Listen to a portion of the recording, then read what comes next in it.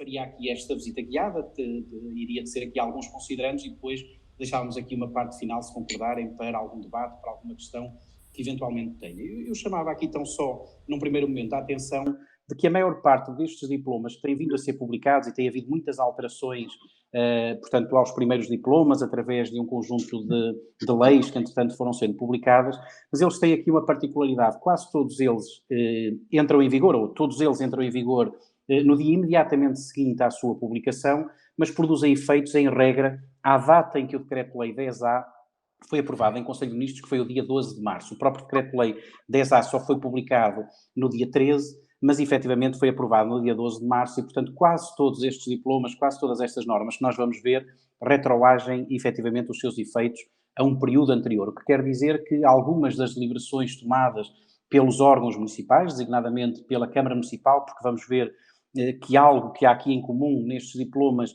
é que o legislador chama muito ao Presidente da Câmara e ao Executivo Municipal uma série de competências que são competências próprias das Assembleias Municipais, portanto, no fundo aqui sobre um chapéu de agilidade, sujeitando depois essas decisões à ratificação da Assembleia Municipal. Portanto, vamos frisar aqui um bocadinho esta questão, porque agora, inclusive, foi publicado na quinta-feira, com entrada em vigor ontem, um outro diploma, a Lei 12 de 2020, que altera a Lei 6 e, portanto, que incorpora aqui um conjunto de obrigações, designadamente o dever de informação do Presidente da Assembleia Municipal não está suspenso, mesmo que, como já vamos ver, a segunda sessão ordinária das Assembleias Municipais, que teria que acontecer até ao final de abril, possa acontecer ao abrigo deste regime extraordinário até 30 de junho, isso não prejudica a obrigatoriedade do Presidente de prestar aquela informação que, em regra, vos envia em todas as sessões ordinárias. Ou seja, o dever de informação mantém-se, inclusive o legislador acrescenta aqui uma obrigatoriedade de, na Assembleia Municipal, que aconteça até 30 de junho, para repor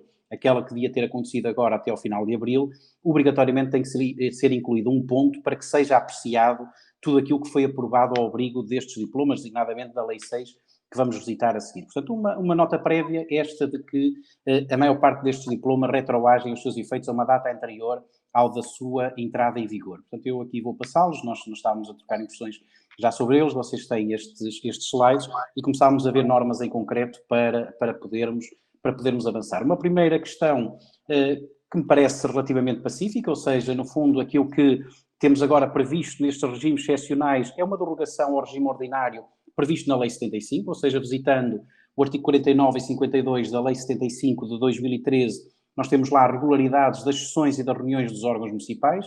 Quais delas são públicas? No caso das Assembleias Municipais, todas elas são públicas, portanto, no fundo, aquilo que acontece é que agora o legislador cria um regime excepcional, que obviamente já estará a ser utilizado, em que permite que a segunda sessão ordinária possa acontecer em limite até 30 de junho. Ou seja, isto não se aplica só às sessões da Assembleia Municipal, também as reuniões de Câmara, aquelas que deveriam ser públicas, portanto, também podem acontecer até 30 de junho e, portanto, o legislador faz esta suspensão das reuniões públicas e faz ou admite esta possibilidade, designadamente da Assembleia Ordinária de Abril, a segunda do ano, possa acontecer até 30 de junho. Portanto, isso não prejudica, mesmo, obviamente, suspendendo as sessões públicas, não prejudica que elas sejam gravadas e possam ser disponibilizadas através de qualquer meio desmaterializado, portanto, não prejudica também em matéria de quórum de deliberações, ou seja, no fundo podem reunir por esta via, terem assegurado o quórum e garantir a eficácia das deliberações. O único quesito que o legislador impõe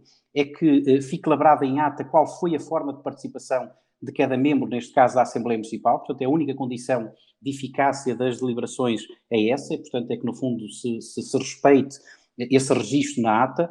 E depois o legislador cria aqui também uma série de obrigações, e esta foi a tal que foi introduzida por um diploma que foi publicado na quinta e entrou ontem em vigor, e esta é especialmente relevante, embora o timing já passou e ela vigora a partir de agora, mas mais uma vez volta lá atrás a 12 de março, quer dizer que os seus presidentes, a breve trecho, devem enviar para a mesa da Assembleia aquela informação que teriam que, numa situação normal, ter enviado para a sessão de abril, como ela vai acontecer em limite até 30 de junho. Isso não prejudica, porque agora, no fundo, este dever vigora a partir de agora, este dever de informar a Assembleia Municipal, ou seja, de informar a situação financeira, portanto, todo aquele leque de informações ao abrigo da Lei 75 de 2013, mas também a necessidade e a obrigatoriedade, diria, de introdução, então, de um ponto na ordem de trabalhos da sessão que vai acontecer até 30 de junho, onde a Assembleia obrigatoriamente, não é uma questão de aprovação, mas onde obrigatoriamente vai apreciar uma informação do Presidente da Câmara Municipal via Câmara Municipal, onde elenque todos os atos que foram celebrados ao abrigo da Lei 6 de 2020. Portanto, estamos a falar de uma norma que foi há 2 dias aditada à Lei 6 de 2020 e que impõe aqui um dever, no fundo, reforçado de informação, de transparência, de debate e de acompanhamento daquilo que foram as decisões tomadas neste contexto especial. Depois, em matéria de prestação de contas também, numa situação normal, os 308 municípios teriam as suas contas aprovadas, alguns em março e abril, para que as pudessem submeter à apreciação e à votação das Assembleias Municipais na segunda sessão ordinária, que era a de abril, para que os pudessem também, em consequência, submeter oportunamente a julgamento do Tribunal de Contas, o que tinha que acontecer em situação normal, digamos, ordinária, até ao final de abril. O legislador, obviamente, sensível à situação extraordinária que estamos a viver, também ele criou um regime extraordinário, uma vez que a segunda sessão ordinária pode acontecer até 30 de junho, o legislador admite então que o prazo normal, que era o 30 de abril, para submissão a julgamento das contas individuais ao Tribunal de Contas, foi também ele alargado até 30 de junho. Ou seja, o legislador admite aqui que, uma vez que a apreciação e votação das Assembleias Municipais pode, porque a segunda sessão ordinária pode acontecer até 30 de junho, então também que seja esse o prazo limite para as contas individuais. Só aqui um parênteses, o legislador também criou na Lei 1A um regime excepcional para as entidades do setor empresarial local, e para as sociedades comerciais, cooperativas, fundações, etc. E também para essas entidades criou esse limite temporal para que pudessem reunir para aprovar as contas. Isto levanta-nos aqui um problema, é que nós até vamos conseguir, e alguns de vocês provavelmente já o fizeram, vamos conseguir ter contas deliberadas e apreciadas e prontas a serem submetidas a julgamento individuais do município, mas, porventura, não vamos ter as contas das entidades onde os municípios participam, no fundo, senão até ao final de junho também. O que nos levanta aqui problemas em matéria de consolidação de contas, ou seja, alguns dos vossos municípios têm no seu perímetro entidades que controlam e que por isso têm que fazer consolidação de contas com elas, mas se não tivermos as contas dessas entidades, dificilmente conseguimos fazer o exercício. O legislador, mais uma vez, foi sensível a isso, e o diploma que foi publicado há 2 dias cria também aqui um regime extraordinário de apreciação pela Assembleia Municipal das contas consolidadas. Eu parece-me um prazo curto, porque se os municípios só vão ter, algures no mês de junho, as contas das entidades em que participam e que controlam, porque estão dentro do seu perímetro de consolidação, eventualmente não será fácil ter tempo útil para fazer o exercício de consolidação, levá-lo à reunião de Câmara e levá-lo à apreciação da Assembleia Municipal para que possa ser submetido a julgamento do Tribunal de Contas até ao final de julho. Portanto, o ideal aqui seria que o legislador empurrasse a consolidação de contas e o timing da submissão a julgamento para a 4ª sessão ordinária da Assembleia Municipal, ou seja, a de setembro, e aí parece-me que seria mais razoável se o legislador condescendesse nesse alargamento. Neste momento é a realidade que temos, ou seja, no fundo, contas individuais até 30 de junho, contas consolidadas até ao final de julho.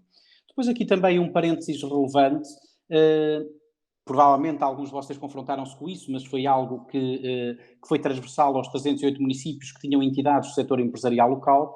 No fundo, há uma norma, que é o artigo 62, que faz um crivo à viabilidade e à sustentabilidade dessas entidades participadas pelos municípios, e se não cumprirem determinados critérios, tem que haver uma deliberação de dissolução. Portanto, 3 anos consecutivos, uma série de critérios, portanto, essa norma continua em vigor, já muito alterada, mas mantém-se em vigor.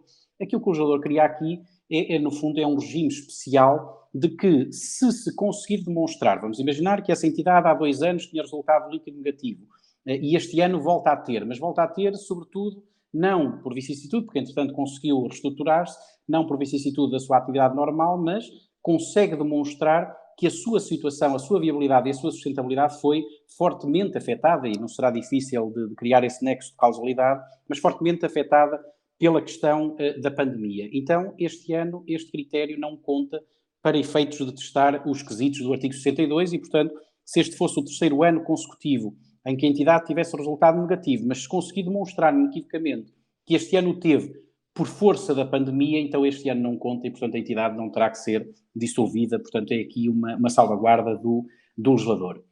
Depois aqui, eu aqui não vou poder demorar muito, e era uma matéria que eventualmente levaria alguma discussão, mas vou tão só passar aqui neste regime extraordinário, porque aqui não teremos matérias com relevância para as competências materiais da Assembleia Municipal enquanto autorizar abertura, etc., porque não vamos olhar para este regime excepcional e dificilmente, eu tenho muita dificuldade em conseguir enquadrar aqui uma despesa plurianual, até porque o alcance e o âmbito de aplicação objetivo deste regime excepcional é muito limitado à situação que vivemos neste momento e à reposição da normalidade, embora essa pudesse, obviamente, ir para um horizonte temporal mais alargado, dificilmente poderá ir neste momento, pelo menos para já, poderá extravasar o ano económico, quer dizer que numa situação normal não haveria aqui intervenção da Assembleia Municipal, mas existe uma atenção especial da Assembleia Municipal em matéria de fiscalização. Nós já vemos a ser analisado, no fundo, em vários fóruns públicos, os 80 milhões de ajustes diretos do Ministério da Saúde, ou seja, é disto que estamos a falar, é deste regime extraordinário que vamos visitar aqui,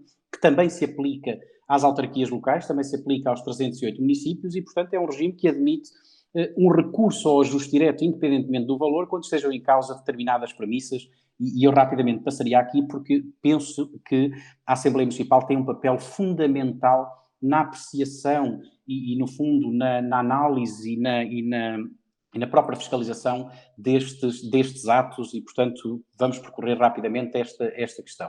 Ou seja, há aqui uma primeira questão que é fundamental. Este regime excepcional não permite, no fundo, aquisições em gerais, permite fazer contratações em concreto que tenham por objeto medidas para prevenir, conter, mitigar e tratar a infecção do Covid-19, ou seja, este é o alcance objetivo deste regime extraordinário. O subjetivo são todas as entidades contratantes abrangidas pelo artigo 2º do Código dos Contratos Públicos, portanto, claramente os 308 municípios e as freguesias estão no alcance desta norma, e o legislador cria aqui um regime especial de contratação pública quando esteja em causa, reitero, este objeto em concreto. Ou seja, eu aqui começaria, estamos a olhar para o artigo 2º do Decreto-Lei da ESAD, depois isto consta dos slides que nos foram distribuídos, e eu começava pelo número 2 do artigo 2º e só depois o número 1, ou seja, no fundo, só por uma questão de lógica de procedimentos pré-contratuais.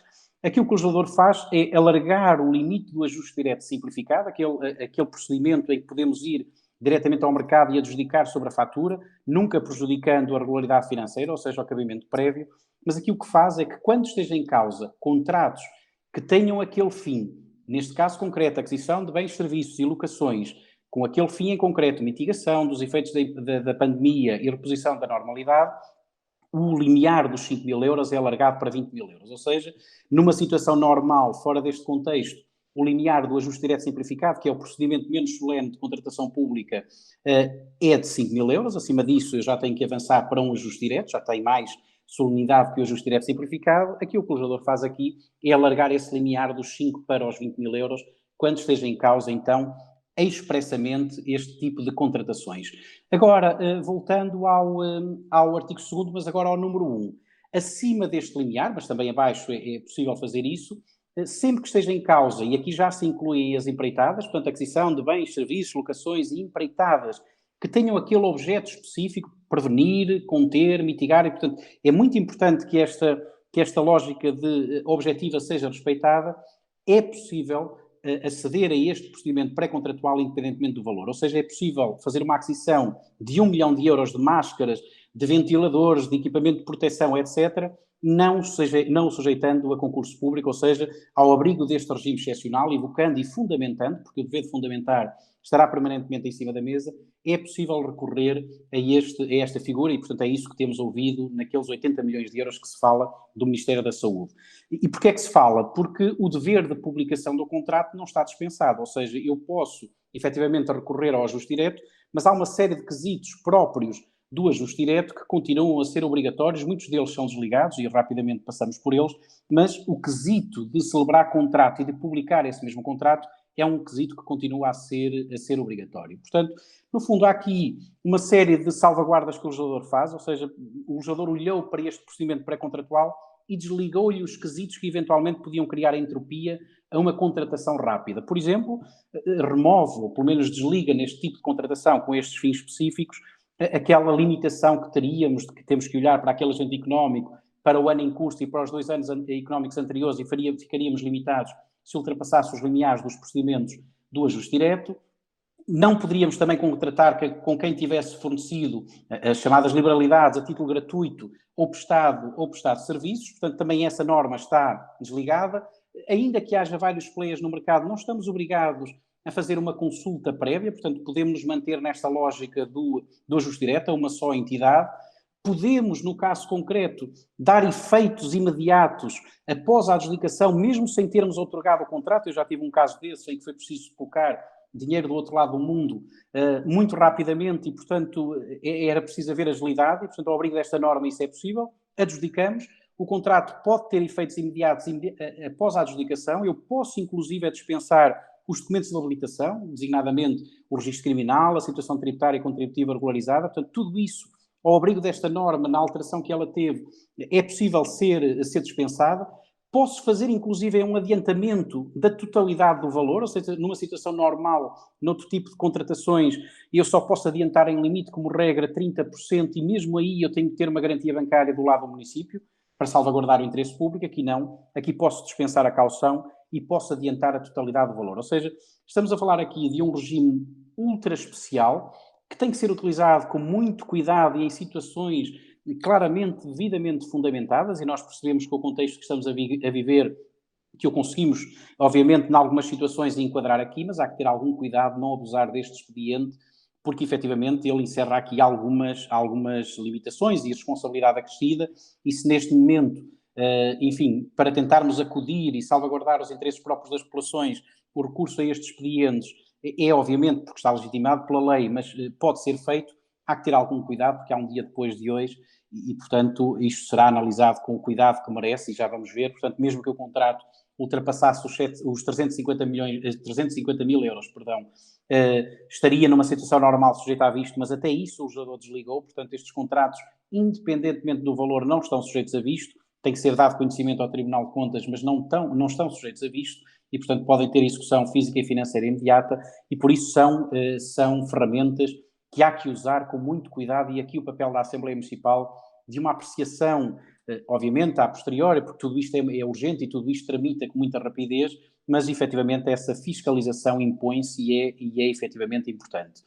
Depois aqui, um bocadinho aquilo que já falámos, eu vou aqui avançar, se me permitem, uma norma que acabou por ficar ferida de efeitos práticos, que está prevista no número 8 do artigo 2º, é que mesmo que o contrato, e aqui o legislador ainda não tinha, a lei 1A ainda não estava em vigor, mas no fundo criava aqui também um regime excepcional, mesmo que o contrato tivesse um valor superior a 950 mil euros, podia produzir efeitos. Esta norma está prejudicada porque o artigo 6º da lei 1A dispensa mesmo a fiscalização prévia, não dispensa a fiscalização sucessiva e concomitante. Daí a necessidade de envio destes contratos para o Tribunal de Contas, para conhecimento, mas efetivamente esta norma acaba por ficar ferida. A dispensa dos documentos de habilitação, a prestação de caução, portanto também já tínhamos visto estas questões. Depois um regime excepcional, para além daquele que estávamos a visitar, o legislador mais tarde veio acrescentar o artigo 2º A, mais uma vez a vigorar, a produzir efeitos desde o dia 12 de março também, cria um regime excepcional ou ultra excepcional, muito orientada para as entidades do Ministério da Saúde, mas acaba por haver aqui uma norma, que é a linha F do número 1 deste artigo 2A, que aproveita também aos municípios, e eu acredito que, no caso concreto dos municípios dos Açores, que esta questão tenha especial relevância, é que efetivamente admite que seja ou que se recorra ao ajuste direto simplificado, independentemente do valor, para os serviços de logística e transporte, incluindo aéreo, do material que se compre e que tenha a ver precisamente com estas medidas excepcionais de combate aos efeitos da epidemia. Portanto, no fundo, independentemente do valor, pode efetivamente recorrer-se ao ajuste direto simplificado para os serviços de logística, e aqui aproveita também aos municípios. A fiscalização prévia do Tribunal de Contas, já tínhamos feito esta análise, portanto, quando olhamos para o limiar dos 950 mil euros, o legislador desliga então esta obrigatoriedade de submissão a controle prévio do Tribunal de Contas, contratos que tenham esta natureza e este objeto concreto e que se enquadrem naquele artigo 2º do Decreto-Lei 10A, não desobriga, então, no fundo, ou pelo menos cria esta obrigação adicional, para efeitos de controle prévio e sucessivo, de enviar para conhecimento no prazo de 30 dias estes contratos que, obviamente, ultrapassam o limiar, ou podem ultrapassar o limiar dos 350 mil euros e, portanto, no fundo, não estando sujeitos a controle prévio, estão sujeitos a controle concomitante e sucessivo, e para isso o Tribunal de Contas tem aqui esta, não foi o Tribunal, foi o legislador, mas, no fundo, esta norma, este dever de informação oportuna ao Tribunal de Contas, ou seja, este dever de enviar até 30 dias sobre a data da celebração estes contratos para conhecimento do Tribunal de Contas. Aqui uma questão que nos parece especialmente relevante e, mais uma vez, me parece relevante o controle e a fiscalização da Assembleia Municipal, até porque este controle vai ser exercido, eventualmente a médio prazo, por entidades terceiras, tutela inspectiva, etc. E, portanto, daí a própria Assembleia Municipal ter um papel fundamental nesta matéria. Em momento algum, o legislador agilizou muitos procedimentos, já o fez noutras alturas, fez quando houve os grandes incêndios aqui no continente, no fundo criou também regimes extraordinários de contratação, mas em momento algum, nem nessas circunstâncias, nem nestas circunstâncias atuais, o legislador em momento algum dispensou um dos quesitos da despesa pública, que é o da regularidade financeira, ou seja, interveio na conformidade legal, removeu e agilizou a tramitação, removeu e agilizou a própria autorização, mas em momento algum tocou na regularidade financeira. E, portanto, qualquer despesa pública, para que seja válida e regular, tem um quesito que é obrigatório, que é a informação de cabimento. E, portanto, vocês vão ver nos vossos municípios passar, sobretudo pelas reuniões de Câmara, uma série de apoios a entidades terceiras, uma série de aquisições de bens e serviços, etc. E, portanto, todas elas, para que sejam regulares e para que sejam válidas e para que, consequentemente, possam ser pagas, processadas e pagas, têm que cumprir este quesito da regularidade financeira, ou seja, eu tenho que classificar aquela despesa, abrir a gaveta certa do orçamento e caber lá essa despesa, ou seja, no fundo, averbar no meu orçamento o chamado cabimento orçamental, porque de outra forma a despesa não está regularmente assumida. Admite-se que, em alguns casos, que eventualmente no momento da deliberação não se saiba exatamente qual é que vai ser o valor, por exemplo, apoiar famílias em situação de fragilidade económica, ou até entidades de comerciais. Podemos, eventualmente, sabemos quem queremos ajudar, ou seja, a incidência subjetiva é conhecida, não sabemos em concreto quantos vamos auxiliar. E, portanto, admite-se que, eventualmente, tenhamos um valor máximo por entidade a apoiar, mas não saibamos qual é que é o valor final. Mesmo nestes casos, é muito importante que as deliberações tenham o cuidado de dizer para que, no fundo, não fiquem fragilizadas, deliberar aquele apoio sujeito a cabimento, para que só depois de assegurarmos o cabimento orçamental é que aquela deliberação é eficaz e, por consequência, pode ser concedida. Portanto, não há situação alguma em que o legislador criou artifícios para nós podermos criar aqui um regime extraordinário na assunção dos compromissos, que é uma fase muito mais à frente da despesa pública, a fase prévia, que é aquela fase em que temos intenção de fazer uma despesa, temos intenção de abrir um procedimento, temos intenção de ajudar alguém, nessa fase nós temos que estimar o impacto orçamental dessa medida, dessa despesa pública e cabimentá-la. Só assim é que ela pode prosseguir. Se por uma razão válida, devidamente fundamentada, quisermos ou tivermos que avançar para a deliberação, sem antes ter assegurado o cabimento, é muito importante que a deliberação salvaguarde que é válida após cabimento orçamental. Portanto, esta é uma questão especialmente relevante. Eu tenho visto alguns casos em que tem havido, enfim, porque urge efetivamente avançar, mas que tem sido derrogada esta premissa e algum cuidado nesta matéria, porque a irregularidade financeira pode dar origem à responsabilidade financeira sancionatória e até, em alguns casos, reintegratória. Já vamos rapidamente trocar impressões sobre isso. Portanto, no fundo, falar só um bocadinho rapidamente disso. No que concerne ao apoio a entidades terceiras e, sobretudo, às famílias, 2 ou 3 considerandos. Eu tenho visto muitas deliberações insuficientemente fundamentadas e, portanto, há que ter aqui algum cuidado, porque impera nos municípios, nas autarquias locais, o princípio da especialidade, ou seja, a Câmara Municipal, o seu Presidente também, e a Assembleia Municipal só podem deliberar dentro da matriz de atribuições do município e dentro das competências materiais que lhes estão também expressamente cometidas. E, portanto, nós estamos aqui num cenário em que muitos dos municípios estão a ir para além daquilo que é a sua matriz de atribuições, ou enfim, ou pelo menos toca o risco da matriz de atribuições e está, sobretudo, a apoiar entidades da administração central ou da administração regional, ou seja, está a ir para além das suas atribuições e está a querer capacitar entidades terceiras e PSS, etc. E, portanto, o enquadramento legal que suporta aquela decisão, aquela deliberação, também ele é fundamental. Eu aqui colocaria em cima da mesa, dentro ou de entre as atribuições municipais, 3 que me parecem especialmente relevantes nesta fase de combate à pandemia. Uma atribuição que é da saúde, a atribuição da ação social e também uma outra que é a promoção do desenvolvimento. Ou seja, parece-me que nestes 3 pilares nós conseguimos quase que encaixar aquilo que os 308 municípios têm feito para apoiar e para salvaguardar os interesses próprios das suas populações.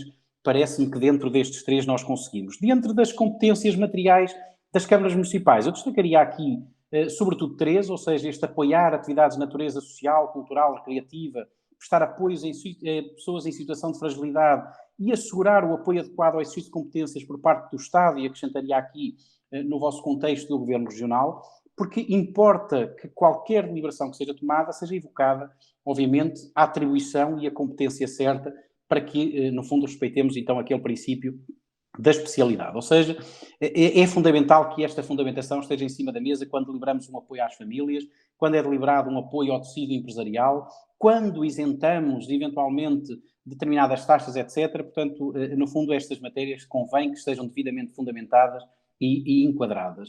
Depois há aqui uma série de artifícios que o legislador foi criando, designadamente em relação à competência V, em que, se repararem, portanto, ela carece de um regulamento este com eficácia externa e, portanto, que teria que, obviamente, ser aprovado nos termos do artigo 25 da Lei 75 pelas Assembleias Municipais, ou seja, para que esta competência pudesse ser exercida pelo Executivo Municipal, como regra, apoiar pessoas em situação de fragilidade, tínhamos que fazê-lo em parceria com entidades da administração central, ou regional, neste caso concreto, e tínhamos que ter um regulamento que lhe desse cobertura. Aquilo que o legislador faz, reconhece que efetivamente importa sermos ágeis neste apoio e cria aqui um regime excepcional em que considera delegada esta competência de apoiar pessoas em situação de fragilidade no Presidente da Câmara Municipal, coloca em stand-by a necessidade de um regulamento, ou seja, não é necessário termos um regulamento, portanto a competência material da Câmara, para que fosse regularmente exercida, precisava de um regulamento aprovado pela Assembleia.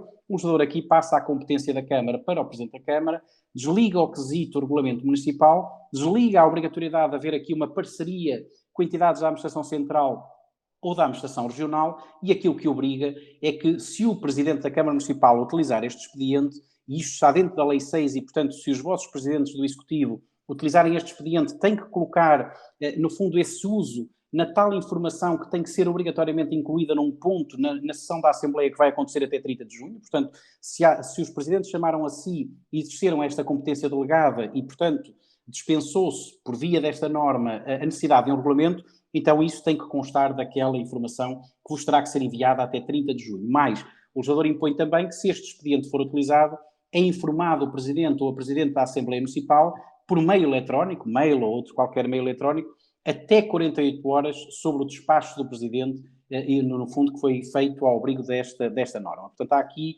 um aligeirar de algumas formalidades, mas o legislador não dispensa este envio para conhecimento, nem dispensa mais à frente que esta informação, ou que no fundo, estes apoios, consta da informação que será submetida à apreciação da sessão segunda, que há de coincidir porventura com a terceira, não tem de fazer necessariamente a segunda e depois a segunda e a terceira, em limite, enfim, é uma matéria que não está ainda suficientemente clara, mas que no fundo na sessão que vai acontecer até 30 de junho, obrigatoriamente, tem então que se incluir o tal ponto na ordem de trabalhos para a apreciação da informação que elenque este tipo de práticas ao abrigo no fundo, da Lei 6 de 2020.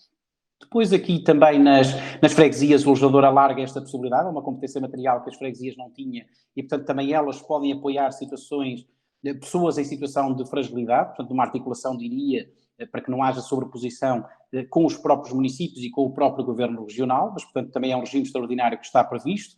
Também se aqui se alargou, eu vou aqui passar rapidamente, também há aqui mais competências materiais nas juntas de freguesia, elas podem aceitar bens móveis, coisa que não poderiam numa situação normal, desde que tenha a ver com a mitigação dos efeitos da pandemia. E depois aqui 2 ou 3 considerandos, porque estes, efetivamente, eu admito que tenha havido aqui, ou esteja a haver muita confusão, porque muitas das questões ou das coisas que estão a ser feitas são competências próprias das Assembleias Municipais e, portanto, eu tenho visto muitas destas matérias a serem unicamente decididas em reuniões de Câmara e, portanto, tão só rapidamente passarmos por isto. Ou seja, está aqui um exemplo e um elencar daquelas que são as medidas que maioritariamente os municípios estão a assumir. Ou seja, arrumando-as aqui, portanto, no fundo estão a suspender regulamentos, estão a suspender liquidações de taxas, preços e rendas de imóveis que têm arrendados, estão a isentar impostos e taxas, estão a apoiar a enumerária em espécie, ou seja, fazem transferências monetárias para entidades ou compram materiais e oferecem os materiais.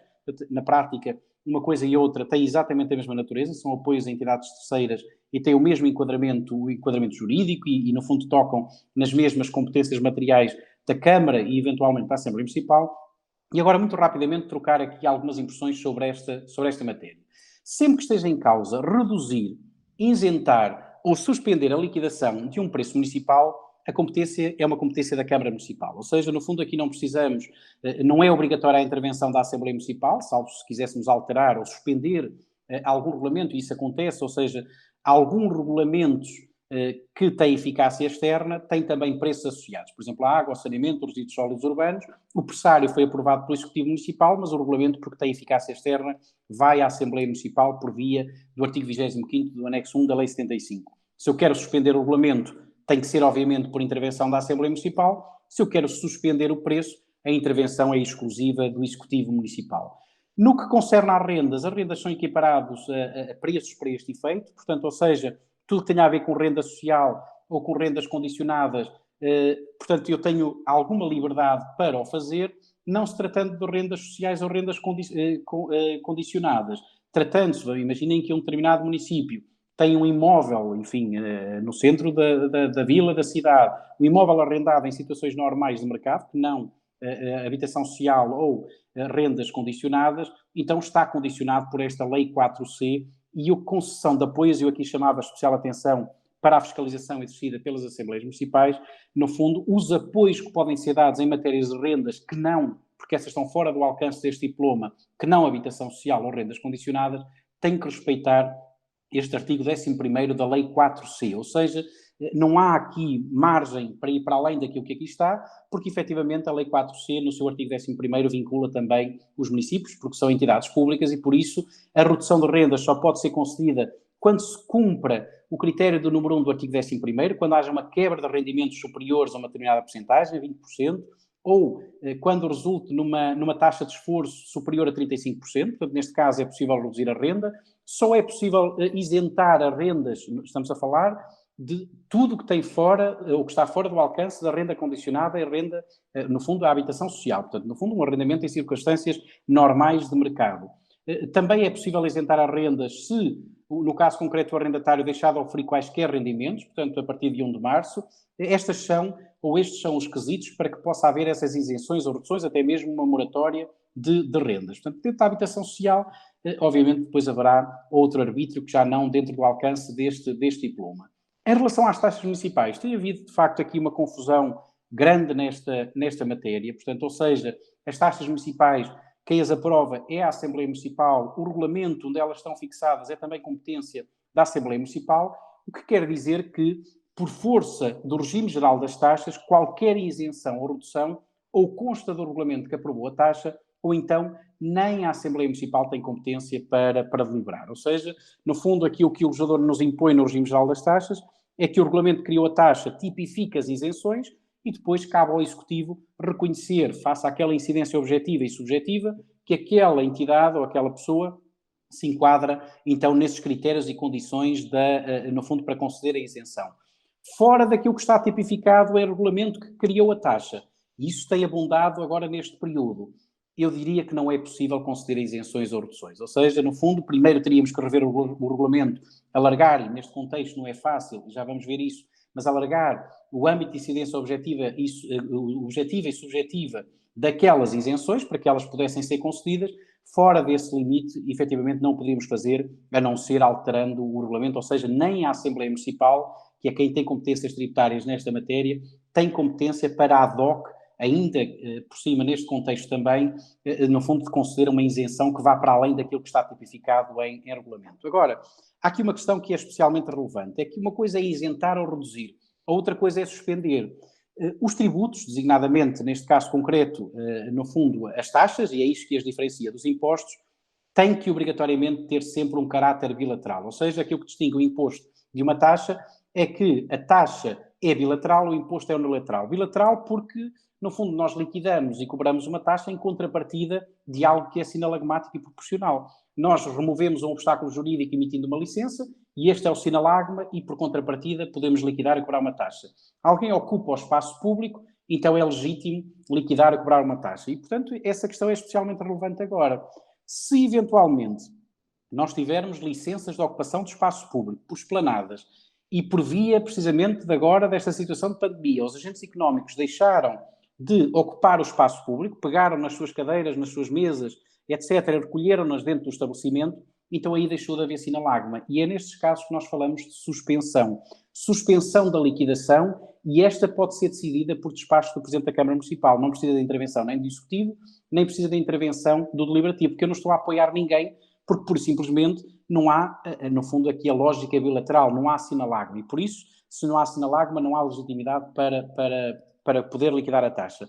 Situação diferente é a daquele agente económico que tinha um café ou um restaurante, que não está a exercer a sua atividade e até tem, no fundo, porque não tem takeaway, portanto está mesmo fechado, mas ainda assim deixou no espaço público, e haverá muitas situações nos vossos conselhos assim, continua a estar no espaço público, com as cadeiras eventualmente em cima das mesas, com um toldo a tapar o que quer que seja, mas continua a ocupar. Se continua a ocupar, assina lagma. E eu aí já não posso falar de suspensão.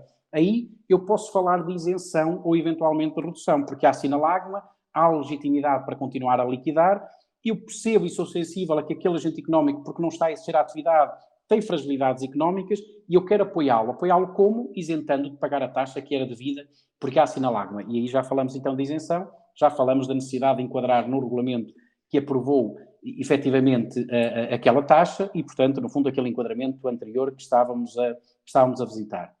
Depois a questão dos impostos, ou seja, e os impostos aqui não será fácil enquadrarmos aqui o IMI e o IMT, portanto, no fundo, dificilmente conseguiríamos, até porque tudo aquilo que fosse liberado este ano só terá efeitos práticos no ano que vem, eu terei alguma dificuldade em enquadrar para já, neste âmbito, enfim, com efeitos para o ano que vem, mas mais à frente agora provavelmente não, mas enquadrar esta necessidade de criar isenções ou reduções de tributos, porque os seus efeitos práticos efetivamente são diferidos e por isso acabaria por ter aqui alguma fragilidade na fundamentação. Mas, portanto, aquilo que se impõe no número 2 do artigo 16º da Lei das Finanças Locais, e isto está em vigor com a redação introduzida pela Lei 51 de 2018, que está em vigor desde 1 de janeiro de 2019, é que qualquer isenção de imposto ou qualquer outro tributo só pode ser concedida, em reforço daquilo que vimos para as taxas, se constar de regulamento aprovado pela Assembleia Municipal, que fixe critérios e condições, para que depois, nos termos do número 9 desta mesma norma, deste mesmo artigo 16º da Lei das Finanças Locais, o Executivo possa então, no fundo, reconhecer que aquela entidade, face àquela situação objetiva, tem então, pode aceder àquela isenção ou àquela redução. Portanto, no fundo, este regime está em vigor. O legislador criou aqui uma exceção, ou seja, criou aqui a possibilidade de haver isenções de tributos próprios das autarquias locais sem necessidade de regulamento e, portanto, faz um bocadinho aquilo que tínhamos visto há bocadinho na outra situação, remove naquele apoio a pessoas em situação de fragilidade, remove a necessidade de aprovação pela Assembleia Municipal do regulamento, tem é que, no fundo, ser dado conhecimento à Assembleia Municipal, portanto, a tal comunicação ao órgão deliberativo também no prazo de 48 horas sobre a sua prática. Ou seja, há aqui uma série de formalidades que o legislador vai desligando, não, no fundo, acaba por desligar a obrigatoriedade de haver um regulamento, mas acaba por também reforçar a necessidade de dar conhecimento à Assembleia Municipal e, portanto, vão começar a receber, porventura, algumas destas informações, caso estas competências sejam exercidas pelo Presidente da Câmara Municipal ou mesmo pelo Executivo, e por isso, mais uma vez, porque isto é uma norma da Lei 6 de 2020, há de constar do tal elenco, da tal informação que há de ser submetida no ponto específico da ordem de trabalhos que há da sessão, que há de acontecer até 30 de abril, onde estes atos todos têm que estar elencados para que possam, não serão aprovados, mas para que possam ser, no caso concreto, apreciados pela Assembleia Municipal. Depois aqui a tramitação normal, se tivéssemos que rever um regulamento, ou seja, no fundo tudo começa com uma decisão do Executivo, depois é aprovado um regulamento, é colocado em consulta pública, reapreciado pelo Executivo e só depois é que vai para a Assembleia Municipal, ou seja, há todo um procedimento prévio de aprovar regulamentos e ser-lhe dada a publicidade para que possa ser eficaz.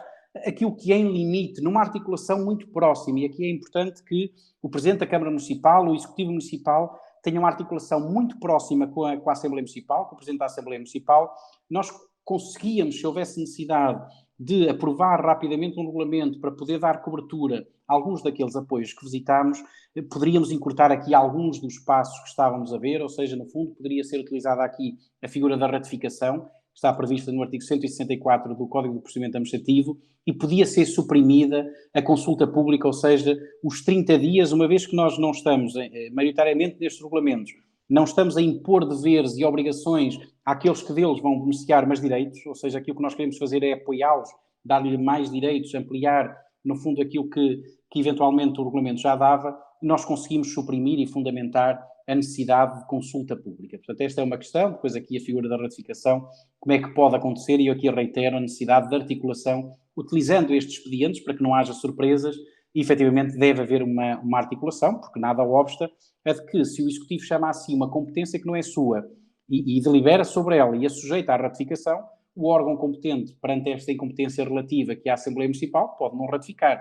Portanto, não ratificando, temos aqui um problema muito, muito grande. Portanto, esta questão importa que haja aqui uma articulação adequada. Depois uma questão que é, muitas das decisões já estão tomadas em muitos municípios, algumas das vezes não cobertas adequadamente por regulamentos. E, portanto, impunha-se aqui, tal e qual como a legislação que tem sido publicada, eventualmente trabalhar e aprovar agora regulamentos que consigam dar cobertura, mas para isso teriam que ter eficácia retroativa e impera uma regra de que, por regra, efetivamente os regulamentos não podem ter eficácia retroativa. Não podem se impuserem deveres, encargos ou ónus, neste caso concreto, àqueles que deles vão beneficiar, o que é o contrário àquilo que está a acontecer agora. Ou seja, eu diria que, ao contrário, é legalmente admissível, nestes casos, porque não estamos, efetivamente, os regulamentos não vão ter um conteúdo desfavorável, no caso concreto, àquele que deles vão beneficiar, antes pelo contrário, e por isso, porque não vão ter um conteúdo desfavorável, eles podem ter efeitos retroativos. E aqui é importante que, eventualmente, se pondere este uso desta retroatividade dos regulamentos para acomodar algumas das decisões que, porventura, neste momento, não têm um enquadramento legal adequado e, portanto, importa, efetivamente, que eles retroajam os seus efeitos para poder dar, então, essa mesma cobertura. Depois, muito rapidamente, aqui só mais 2 ou 3 questões, para não me alongar muito, muito mais. É importante olhar para as decisões, e aqui, mais uma vez, o papel da Assembleia Municipal, o seu papel de fiscalização é fundamental, porque se está legitimamente a utilizar, em muitos casos, entidades terceiras para chegar às famílias. E, por isso, com a nova contabilidade que está em vigor desde 1 de janeiro de 2020, importa ter atenção nesta matéria. Eu até posso deliberar transferir uma determinada verba, capacitar uma IPSS, capacitar uma entidade qualquer do Governo Regional, para que possa prestar melhores cuidados de saúde às famílias, para que possa chegar aos agentes económicos, etc. E por isso, se eu eventualmente me estiver a servir de uma entidade terceira, para que, em boa verdade, eu consiga chegar a quem quero, que são as famílias, então, em substância, este apoio às famílias, e contabilisticamente deverá ter esse enquadramento, ainda que formalmente eu faça triangular isto por uma IPSS, por uma entidade terceira. E, portanto, eu diria que, do ponto de vista orçamental, vocês vão ver passar pelas contas que hão de ser apreciadas e votadas para o ano, portanto, que hão de ser as contas de 2020, mas também quando agora a Câmara Municipal, o Executivo, prestar contas e, no fundo, for dada a informação pelo Presidente em sede de cada sessão da Assembleia Ordinária, importa que esta transparência seja clara. Ou seja, apoiou-se aquela IPSS, mas verdadeiramente para a capacitar para chegar às famílias, porque contabilisticamente e do ponto de vista orçamental impera agora a substância sobre a forma, ainda que formalmente a ordem de pagamento seja emitida à IPSS, como quem são apoiadas verdadeiramente são as famílias, porque eu coloco um veículo à disposição da IPSS para que transporte famílias. Do ponto de vista contabilístico, são as famílias que têm que ficar relevadas contabilisticamente, e esta informação vai ser especialmente relevante, porque vai ter que haver prestação de contas efetiva sobre esta matéria. Muito rapidamente, a questão do orçamento e a questão da integração do saldo de gerência. Este ano, finalmente, clarificou-se esta matéria. A Lei 6 de 2020, a tal lei que criou a capacitação, ou medidas de capacitação das autarquias locais para fazer face às medidas de mitigação dos efeitos da pandemia, suspende a regra do equilíbrio corrente, ou seja, todos os anos o Presidente da Câmara e o Executivo e os serviços municipais se confrontam com um limite orçamental, que é o de que as receitas correntes brutas cobradas têm que ser suficientes para financiar as despesas correntes que venham a ser pagas, acrescidas das amortizações médias dos empréstimos. No fundo, esse critério, essa regra este ano está suspensa. Ou seja, e aqui temos um problema do ponto de vista legislativo, que o legislador tem mesmo que clarificar isto quanto antes.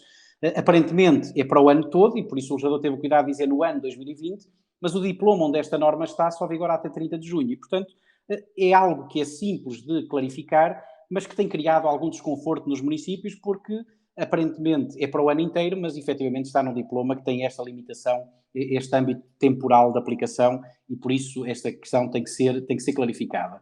Depois o legislador cria aqui uma série também e agiliza uma série de modificações orçamentais. Uma delas é a possibilidade, eu preciso fazer face a uma determinada despesa que tenha a ver com o Covid, e eventualmente não tendo essa natureza inscrita no orçamento, isso seria uma revisão e teria que ir à Assembleia Municipal. O legislador diz não, se tiver a ver com o Covid, a inscrição, abrir novas gavetas do orçamento com novas naturezas, deixa, neste contexto específico, e durante o período que vigora esta norma, que é até 30 de junho, deixa de ter que ir à Assembleia Municipal, deixa de ser uma revisão, é uma alteração, tem que ser sujeito à Assembleia Municipal, tem que ser ratificado a execução da Assembleia Municipal na primeira que aconteça, depois do Executivo assumir este ato, que verdadeiramente não é seu, mas que ao abrigo desta norma pode efetivamente ser exercido. Portanto, mais algo que vai estar colocado em cima da mesa, está ao abrigo da Lei 6, que vos vai ser colocado em cima da mesa na sessão da Assembleia que vai acontecer, então, até 30 de junho, portanto, uma informação adicional que terá que constar. A integração do saldo de gerência. Efetivamente, a Lei do Orçamento do Estado prevê aqui um regime excepcional, que vigora este sim até ao final do ano.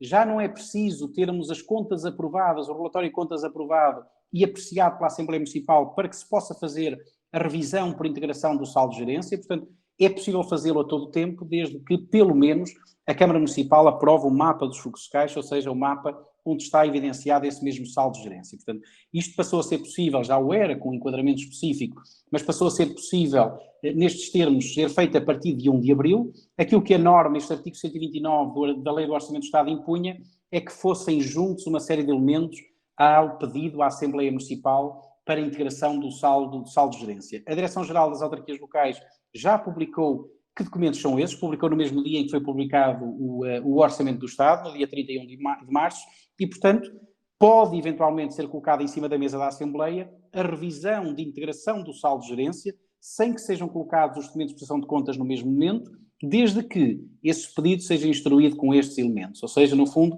estes são os elementos obrigatórios que o Executivo Municipal tem que submeter juntamente com o pedido de revisão à Assembleia Municipal para que os possam apreciar e possam efetivamente deliberar sobre eles. Sem eles, a deliberação não pode ser tomada e terá que ser devolvida ao Executivo para que, isto a partir de 1 de abril, para que, no fundo, instrua adequadamente a proposta. Depois, aqui um regime excepcional, também ele agora previsto na Lei 1A, portanto foi entretanto editado no dia 6 de abril, é que o legislador criou aqui um regime tão excepcional que já nem a revisão por integração do saldo de gerência, para que seja eficaz, precisa de ir à Assembleia Municipal, ou seja, neste período transitório, pode o Executivo deliberar a revisão orçamental de integração do saldo de gerência, tem que submeter depois a ratificação da Assembleia Municipal, mas ela será eficaz a partir do momento em que o Executivo delibere. Portanto, também um regime excepcional, mas que obrigatoriamente tem que ser sujeito à ratificação da Assembleia. Portanto, aqueles que utilizarem este expediente em reunião de Câmara terão que o sujeitar obrigatoriamente à primeira reunião, ou neste caso, sessão da Assembleia Municipal, que aconteça após essa deliberação.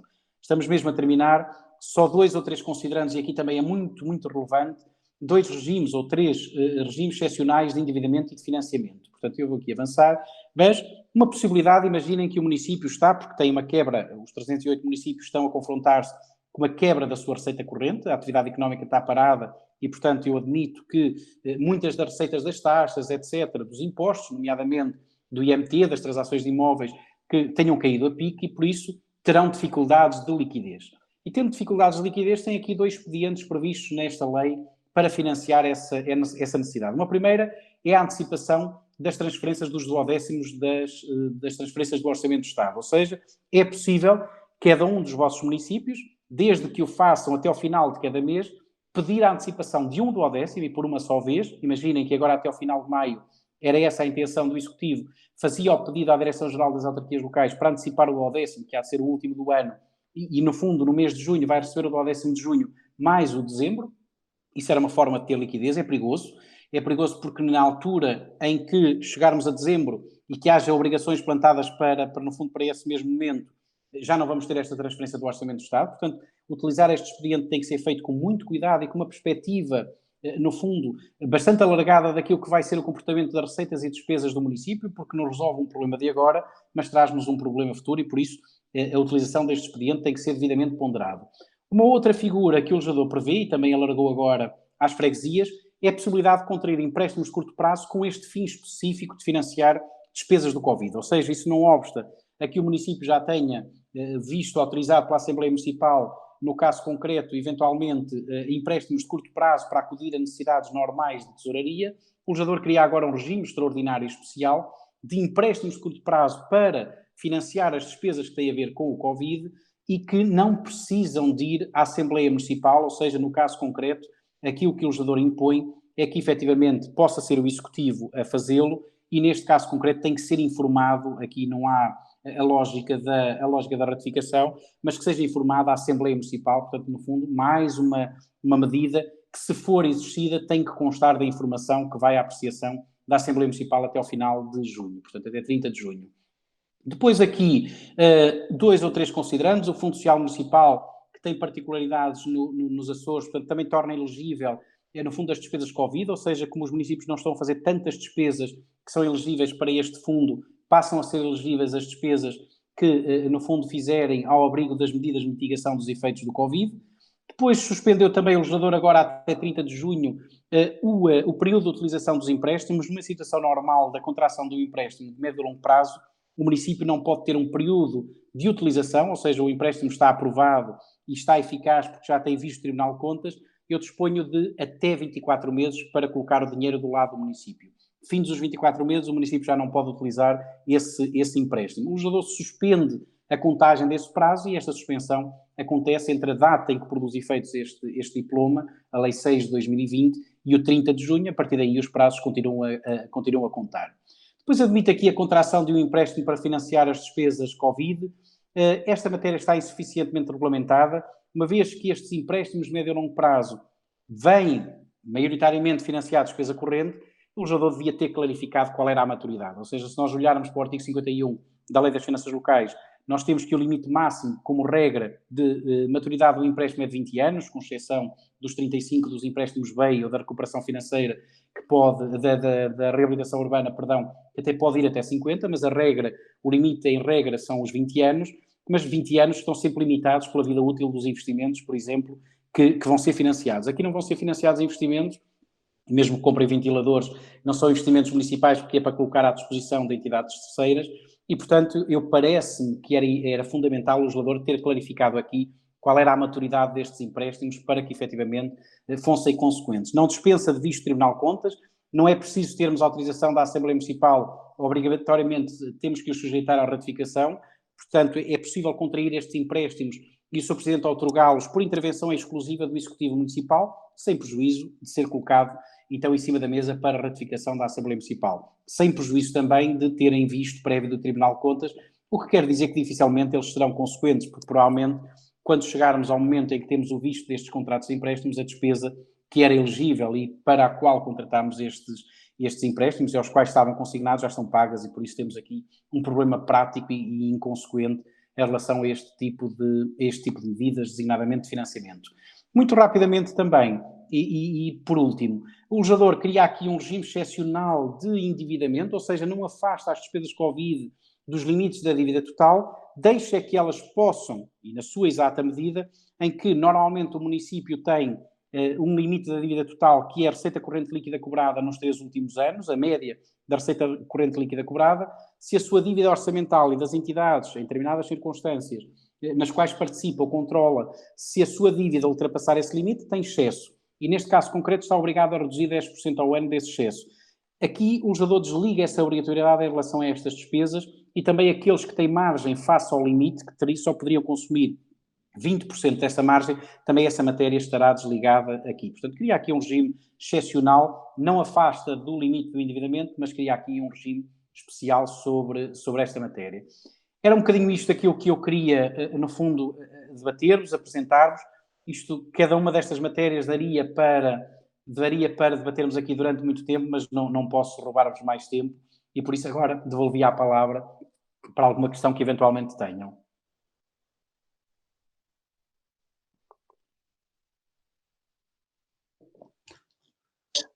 Claro, professor Costa, caras e caros colegas, queria dar-vos algumas notas do que disse o professor Mota e Costa, agradecer-lhe muito. Obrigado, professor, por este tempo, por este esforço de nos chamar a atenção para o essencial. Eu quero fazer aqui mais um reconhecimento, é minha obrigação, porque sabe, conversamos sobre isso, fazer aqui uma regulação que é quase pública, mas importa dizer o seguinte: Benjamin Franklin foi um dos homens fundadores dos Estados Unidos, presidente dos Estados Unidos dizia que quando as pessoas trocam a segurança pela liberdade ou a liberdade pela segurança, nem merecem nenhuma nem outra. E, portanto, foi disso que me lembrei quando percebi que, perante uma pandemia, houve uma tentativa de agilizar procedimentos das câmaras, que me parece correta, mas perigosa. Porque depois nós não vivemos num mundo perfeito. E como não vivemos num mundo perfeito e para o ano temos eleições, nós já estamos a ver onde é que isto vai parar. Ou seja, defendo muito, caras e caros colegas, e devíamos empenhar-nos nisso, como disse o nosso querido colega Luís Castelhano, numa bandeira que é essencial. Nós devemos ter comissões permanentes das Assembleias, de maneira a que as forças todas das Assembleias possam ser envolvidas em tempo nas decisões. E por isso eu quero atribuir à conversa que tive com o Dr. Pedro Mota Costa e àquilo que me pareceu adequado transmitir à Ministra da Descentralização e da Reforma Administrativa, que esta última alteração que o Governo fez tem muito a ver com esta chamada de atenção que pude fazer-lhe e dizer que antes tinha ouvido, entre outras pessoas, e a mais importante de todas foi justamente o Dr. Mota Costa, da minha preocupação, porque nós não vivemos num mundo perfeito. E sabemos bem que depois do fogo apagado não faltam bombeiros. O problema foi quando ele estava a arder. Quando estava a arder é que normalmente há desculpas para não ir apagar o fogo. E, portanto, em muitos casos das nossas assembleias, como pude observar na altura o professor Mota Costa, nós temos presidentes da Assembleia Municipal que fazem a diferença, fazem a maioria. E, portanto, em julho, quando isto vier tudo pela cabeça abaixo, com informação deficiente, nós podemos no futuro vir a ser chamados à atenção, porque há obrigações, agora maiores, e é verdade, combinadas todas a 12 de março, mas do mal ou menos. Agora temos um mecanismo, que é o da informação de todos os passos, e já estão a perceber o que é que vai ser o nosso mês de julho em matérias de Assembleia. Em alguns casos vai dar Assembleias para dias seguidos, e todos nós sabemos o que é que a lei diz também sobre essa matéria. Portanto, nós neste momento já percebemos que o legislador tem vindo a perceber que não pode haver uma troca entre a segurança e a liberdade. Tem que haver um equilíbrio parcimonioso entre as duas. Eu irei repor, se assim tiver o apoio de todos, a questão de uma comissão permanente com poderes deliberativos que possa acompanhar melhor as questões do município em casos semelhantes a este. Porque quero dizer-vos uma coisa, estimulamos muito a ANAM a que os presidentes fossem fazendo assembleias municipais por videoconferência, para que se encurtasse o tempo da existência das deliberações da Câmara e o seu debate pelas assembleias. Filo com a consciência de estar a cumprir um dever que a todos incumbe, mas tenho bem consciência também, como há dias me lembrou Vila Verde e Barcelos, que quando as assembleias têm 100 pessoas, porque os presidentes de junta e bem também estão lá, é impossível fazer uma assembleia por videoconferência. É impossível. E, portanto, desse ponto de vista, temos que encontrar mecanismos de representatividade maior, e eu não encontro nada melhor do que uma comissão permanente da Assembleia que possa acompanhar em tempo e a tempo todas as deliberações que os executivos tenham que tomar em situações semelhantes a esta. E por isso também queria, caros colegas, antes de vos passar a palavra, dizer-vos isto. O Presidente da República, por alguma razão, veio dizer que se algum autarca for demandado judicialmente por causa das medidas que tomou de forma verdadeiramente impiedosa e desleal, ele será o primeiro a defendê-la. Espero bem que assim seja. Espero bem que assim seja, porque os riscos são mais que muitos, estando nós a um ano de eleições autárquicas. E queria, portanto, também dizer-vos o seguinte, o Sr. levantou aqui uma questão central. Muitos municípios, caso de Portimão, por exemplo, que eu peço desculpa ao nosso colega João Vieira de dar o exemplo de Portimão, mas é que lá quem faz a maioria das decisões na Assembleia é o nosso colega João Vieira. Com uma agravante, é sabido que há municípios como o de Portimão em desequilíbrio financeiro, sério, que vinha de trás, não é? E, portanto, quando o Sr. nos diz aqui bem que há medidas que a Assembleia, por exemplo, a alteração de regulamentos, tem que ver com taxas, com impostos, etc., havia uma lei que punha os municípios que estavam no PAM a cobrar tudo o mais alto possível. Todas as taxas, todas as coisas. E a minha questão é o seguinte, e se Portimão tiver um problema de reativar a economia, pode ou não pode, nessa altura, para o próximo orçamento, a Assembleia baixar taxas e tributos de maneira a reativar a economia? E, aliás, caras colegas e caros colegas, isto é tão certinho como o governo ter dito, afinal, a descentralização já não é para já. Por alguma razão, será que isto é assim. Ou seja, há aqui um espaço de decisão que implica certeza no que se faz financeiramente, mas a minha convicção de que a realidade do país é diferente e aquilo para o qual a descentralização era muito útil e era equidade e proximidade, pode estar em causa para o futuro, porque há leis nacionais que se vão continuar a sobrepor à autonomia dos territórios. E, portanto, só chamar-vos a atenção para isto, porque todos nós para o ano, situação ou oposição, vamos para a rua ou pedir renovação de mandatos ou tentar chegar ao poder. E era bom que o combate fosse leal, em nome da democracia e contra todos os arribismos e oportunismos que temos visto. Já nem falo em populismo, porque isso já está perfeitamente claro. Portanto, caras e caros colegas, deixo-vos estas notas. Tem preocupado a ANAM. Entendemos que este é um poder de proximidade e que tem que ser claramente preservado aos olhos dos nossos cidadãos. Temos que saber pôr de lado aquilo que nos divide e convergir naquilo que nos une. E uma pandemia veio mostrar uma coisa.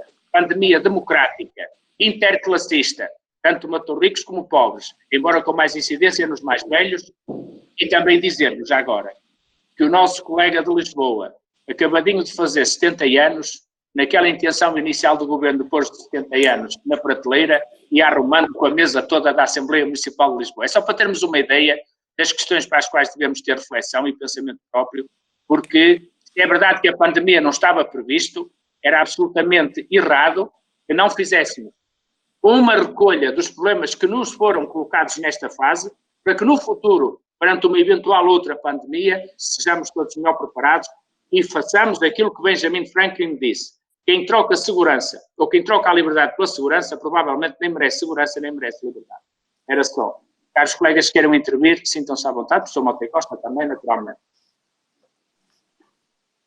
Eu, se me permite, já agora, Sr. Presidente, a propósito de Portimão, é um município que eu conheço bem e, portanto, que felizmente se conseguiu sanear, ou pelo menos recuperar a sua estabilidade orçamental, ainda está nesse processo, mas conseguiu, com uma gestão rigorosa deste Executivo e da Sra. Presidente, mas, no fundo, ainda abrangido, obviamente, por um plano de ajustamento municipal ao abrigo do FAM, já agora só, efetivamente, ser dois considerantes sobre isso, ou seja, todos os municípios que têm empréstimos de assistência financeira porque aderiram ao FAM, ao saneamento financeiro, encontram na Lei 4B um regime excepcional, que precisamente aquilo que o Sr. Presidente dizia, admite que, numa circunstância normal, os municípios que aderiram ao FAM têm efetivamente que fazer uso de todos os expedientes para maximizar a sua receita e mitigar as suas despesas, mas se dispõem agora também, para estarem em circunstâncias de igualdade e, no fundo, aqui haver algum equilíbrio transversal de todos os municípios, dispõem de um regime excepcional que lhes permite precisamente derrogar algumas dessas medidas, tem que dar conhecimento dos impactos à Comissão Executiva do Fundo de Apoio Municipal,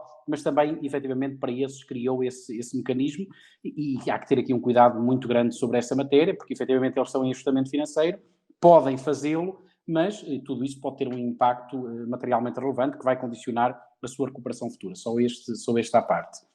Não é pequeno. Obrigado. Obrigado. Caros colegas, querem uma entrevista, analisam, por favor. Está, Presidente. José Dias Pereira. Muito bem, força. Bom dia. Bom dia, como está? Tudo bem? Estou sentado. Muito bem. Olha, diga, Presidente. Queria dar assim um grande abraço e agradecer-lhe a oportunidade, porque do meu ponto de vista, quanto mais vezes falarmos com as pessoas que têm muita experiência, ou experiências específicas, e quanto mais cabeças houverem a pensar nas coisas, os resultados serão sempre muito melhores, mesmo que não tenha a assinatura do Benjamin Franklin por baixo. Portanto, em nome do município de Lagoa e da Assembleia Municipal, queria dar o meu agradecimento e o meu bom dia por esta iniciativa. Obrigado. E também cumprimentar os colegas todos, já o fiz, mas passaria então a agradecer, a fazer um agradecimento ao Dr. Pedro Mota e Costa.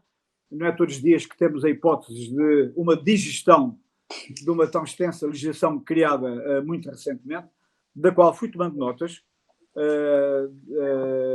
volto a dizer, de uma exposição de facto um pouco extensa, mas muito clara e muito atual. Tomei notas de todo este contexto Colega, nós temos, o professor avançou-nos o PowerPoint, portanto, nós depois vamos enviar-vos o PowerPoint. Muito bem. Consultá-lo e se mais dúvidas houver, estamos à vontade para esclarecer no futuro, está bem? Maravilha, porque eu queria ter uma reunião já rapidamente com a Presidente da Câmara para tocarmos ponto a ponto, para saber se está tudo a ser feito como deve ser, que acredito que sim, tenho tido uma belíssima relação, claro. Não há nenhuma produtividade do que quer que seja, não há, acho que seria um mau princípio. Seria o tal excesso de segurança que o Benjamin Franklin disse, com prejuízo da liberdade. Mas só queria, além disso, deixar 2 pontos, que é, efetivamente, apesar de termos condições técnicas e de observância dos regulamentos sanitários, tínhamos hipótese de fazer a nossa reunião de Câmara da Assembleia Municipal em ambiente de presencial. Optámos por fazer uma reunião via web, via mecanismos tecnológicos, por 2 razões. Para já, é um tempo novo e seguramente isto vai ser um instrumento que iremos começar a utilizar muito regularmente, de certeza absoluta, até porque não sabemos até quando é que este Estado se vai manter, se vai haver uma segunda vaga, se vai haver uma terceira vaga, e inclusive isto é extensivo a toda a sociedade, na medida em que, seguramente, quem está atento a estes fenómenos, seguramente terá daqui ilações, nomeadamente para a escola, ou para o trabalho, ou teletrabalho, de onde este tipo de experiência será cada vez mais de implementar, e por isso mesmo prescindimos da nossa reunião presencial, porque temos condições para o fazer, e faremos uma reunião via web para que todos nós nos vamos adaptando a estas novas tecnologias. Dava-lhe a informação de que já temos agendada a nossa reunião para dia 21 deste mês, em que o primeiro ponto da agenda é efetivamente a aprovação das contas da Câmara. E só uma nota final, que me parece também vale a pena dizer, é que a boa cooperação de todos os lagoenses, no sentido de cooperarem com as medidas sanitárias que o Governo implementou, daí o excelente resultado que tivemos no nosso Conselho em termos de implementação de medidas e, portanto, do impacto que teve nesta primeira fase a pandemia, que foi, do meu ponto de vista, mais virada para a contenção da invasão abrupta do vírus, impedindo ou desfazendo completamente o sistema regional de saúde e muitas empresas ou muitas ligações sociais que temos entre nós. Não criámos, como sabe, a imunidade de grupo, mas a vacina, se vier, não sei se haverá, será uma boa medida. Mas pronto, eram só estas notas que eu queria deixar, e uma vez mais, testemunhar um grande apreço por este tipo de apoio à distância, que acho que devia ter um caráter regular, tão bom ele foi. Acho que é quando as pessoas têm esclarecimentos e têm informações é que atuam melhor, sobretudo no mundo de hoje, e portanto, obrigado a si, mais uma vez, ao Dr. Pedro Mota Costa e a todos os presentes. Queria agradecer ao Presidente também, já vou deixar de entrar o colega, só dar-vos uma nota que é muito importante. Decorreu o inquérito do CESOP, da Universidade Católica, e quero dar-vos nota de que responderam a ele 70 municípios que ainda não são nossos associados. Quanto maior for a resposta que possam dar a inquéritos, melhor nós trabalharemos no futuro. Eu quero dizer-vos também que outras reuniões dos órgãos da Confederação, nomeadamente da Associação Nacional, nomeadamente o Conselho Geral, vão ser abertos, os presidentes têm que deliberar sobre isso, mas serão abertos no futuro a todos os associados, de maneira a que possamos ter um espaço maior de participação. E com respeito à capacitação, que é o que estivemos a fazer hoje, bem, ela será feita com a regularidade que for possível, e eu creio que posso dizer que o Dr. Mota Costa está-nos a ouvir, depois de consultarem os PowerPoints dele. Se tiverem dúvidas sobre isso, ter-vos-á facultado um contacto e-mail que vos permitirá, caso a caso, tirar as dúvidas diretamente com o Dr. Mota Costa ou com o Dr. Manuel, como acontece já com o Dr. Manuel Ferreira Ramos, está bem? Muito obrigado. Muito obrigado. Caro Presidente José António Garcia, faz favor. Muito bom dia.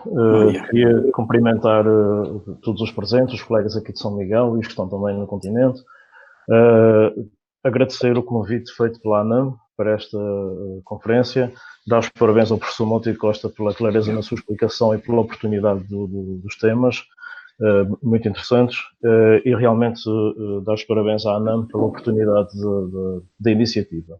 Eu queria partilhar apenas convosco aqui do município de Ribeira Grande, apenas o que já fizemos e como é que ao longo do tempo fomos adaptando e que medidas fomos tomando. Desde logo, devido a uma estreita cooperação entre a Assembleia Municipal, entre a minha pessoa concretamente e o Sr. Presidente da Câmara Municipal, e desde a primeira hora em que se começou a manifestar os efeitos da pandemia, foi nossa preocupação ir tomando conhecimento e percebendo de que forma é que esses instrumentos estavam a ser colocados em prática. Relativamente no que concerne à Assembleia Municipal, também em estreita colaboração com os restantes colegas da mesa e também com os líderes de bancada, começamos a estudar logo desde o princípio do mês de abril a possibilidade de manter a data que tínhamos prevista para a realização da Assembleia Municipal em abril, que era o dia 30. Com efeito, no dia 6 de abril, se não me falha a memória, reunimos a Conferência de Representantes da Assembleia Municipal por videoconferência, cá está, e quero aqui ressalvar a atitude dos dois partidos que estão representados na Assembleia, que é o PSD e o PS, cujos líderes de bancada, em atitude perfeitamente aberta e cooperante, permitiram e ajudaram-nos também a montar uma operação que efetivamente permitiu que se realizasse a reunião da Assembleia Municipal no dia 30 de abril por videoconferência. Nós somos 35 elementos, juntando mais portanto, a variação e o pessoal de apoio, tiveram reunidas cerca de 47 pessoas em videoconferência.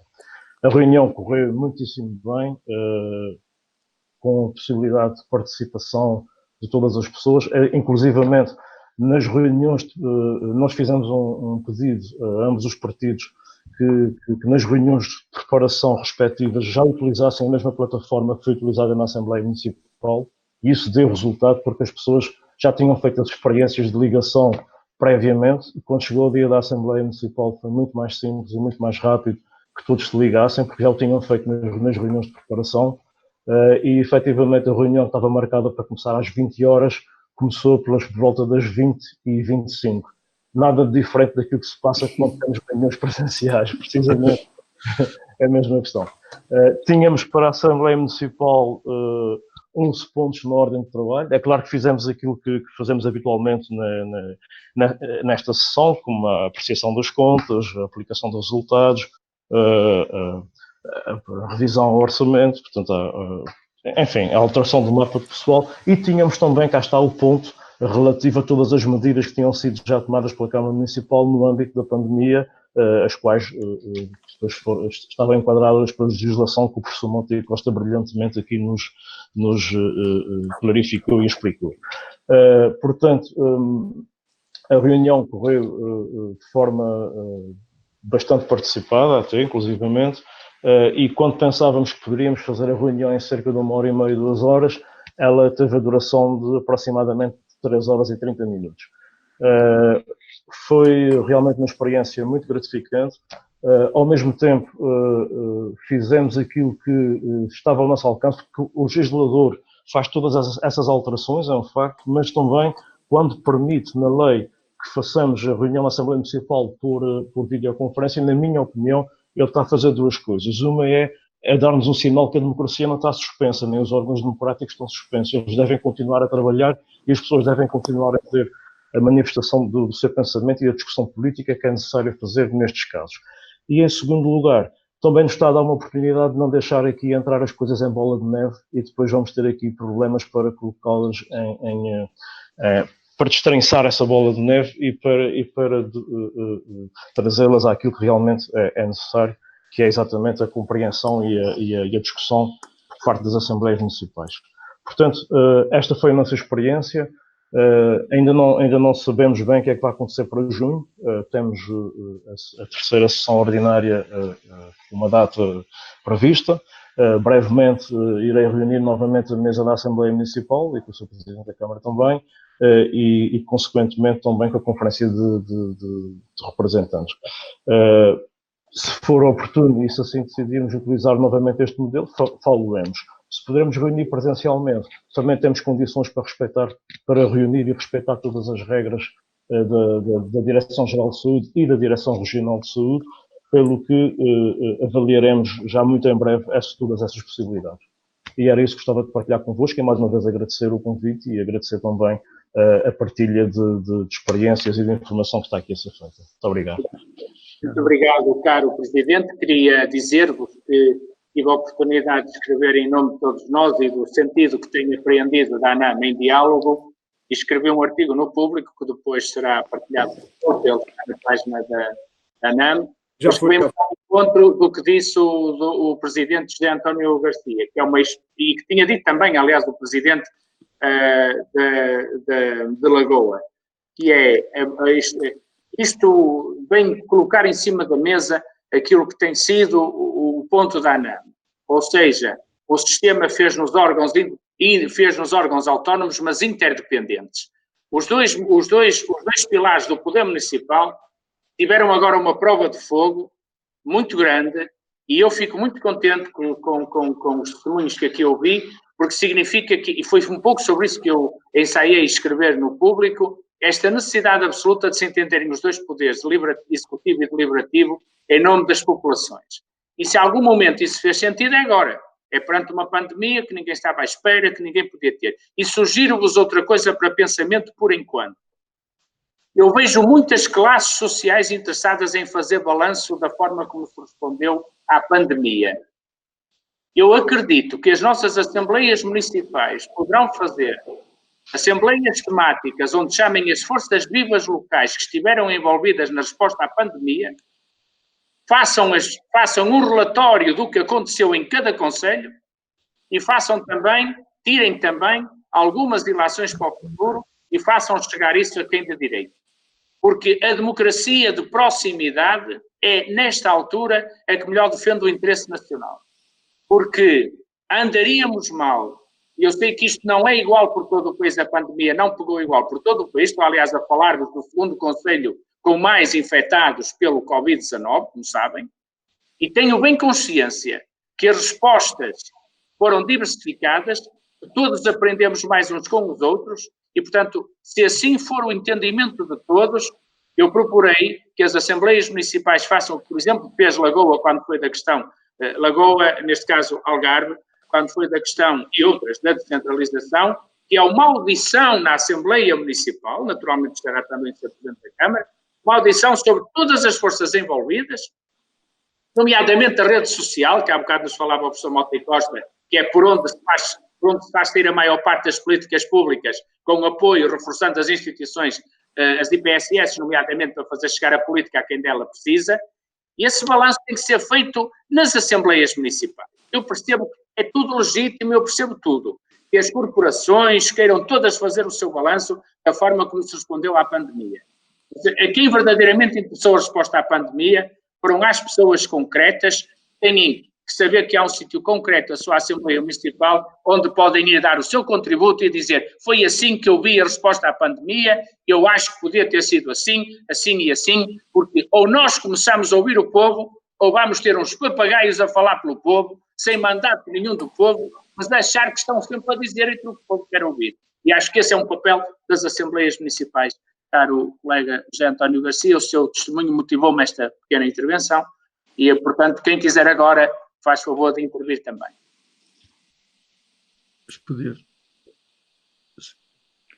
Ó Presidente, eu se calhar sugeria que o professor pudesse responder e fazer uma intervenção final, ou não? A coisa que eu digo é que não quero tirar a palavra a ninguém, portanto, quem quiser intervir na sequência da discussão está à vontade, é só isso que eu quero salvaguardar, mais nada, não é?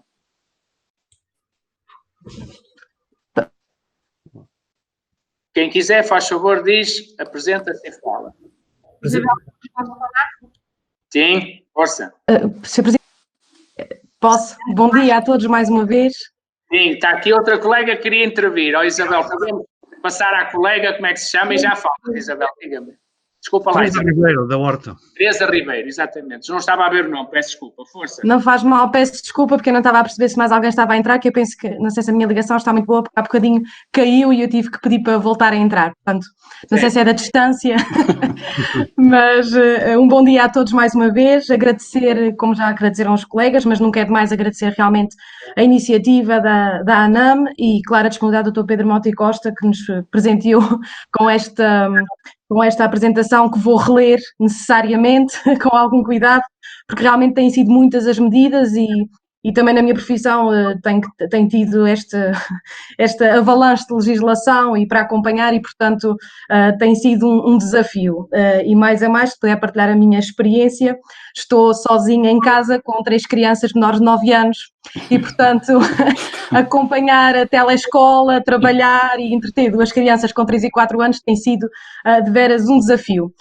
E também por isso, e talvez pela minha falha, meia culpa, mas, e naturalmente reunindo pelos meios eletrónicos a Conferência de Representantes e a mesa, e em conversa com o Sr. Presidente da Câmara, com quem tem tido, aliás, um bom relacionamento nesta altura, o que me apraz registar, até porque na Horta existe esta circunstância de a Câmara e a Assembleia serem, as respectivas maiorias serem de forças políticas diferentes, o que, na verdade, nem sempre facilita a melhor relação entre os 2 órgãos, o Executivo e o Deliberativo.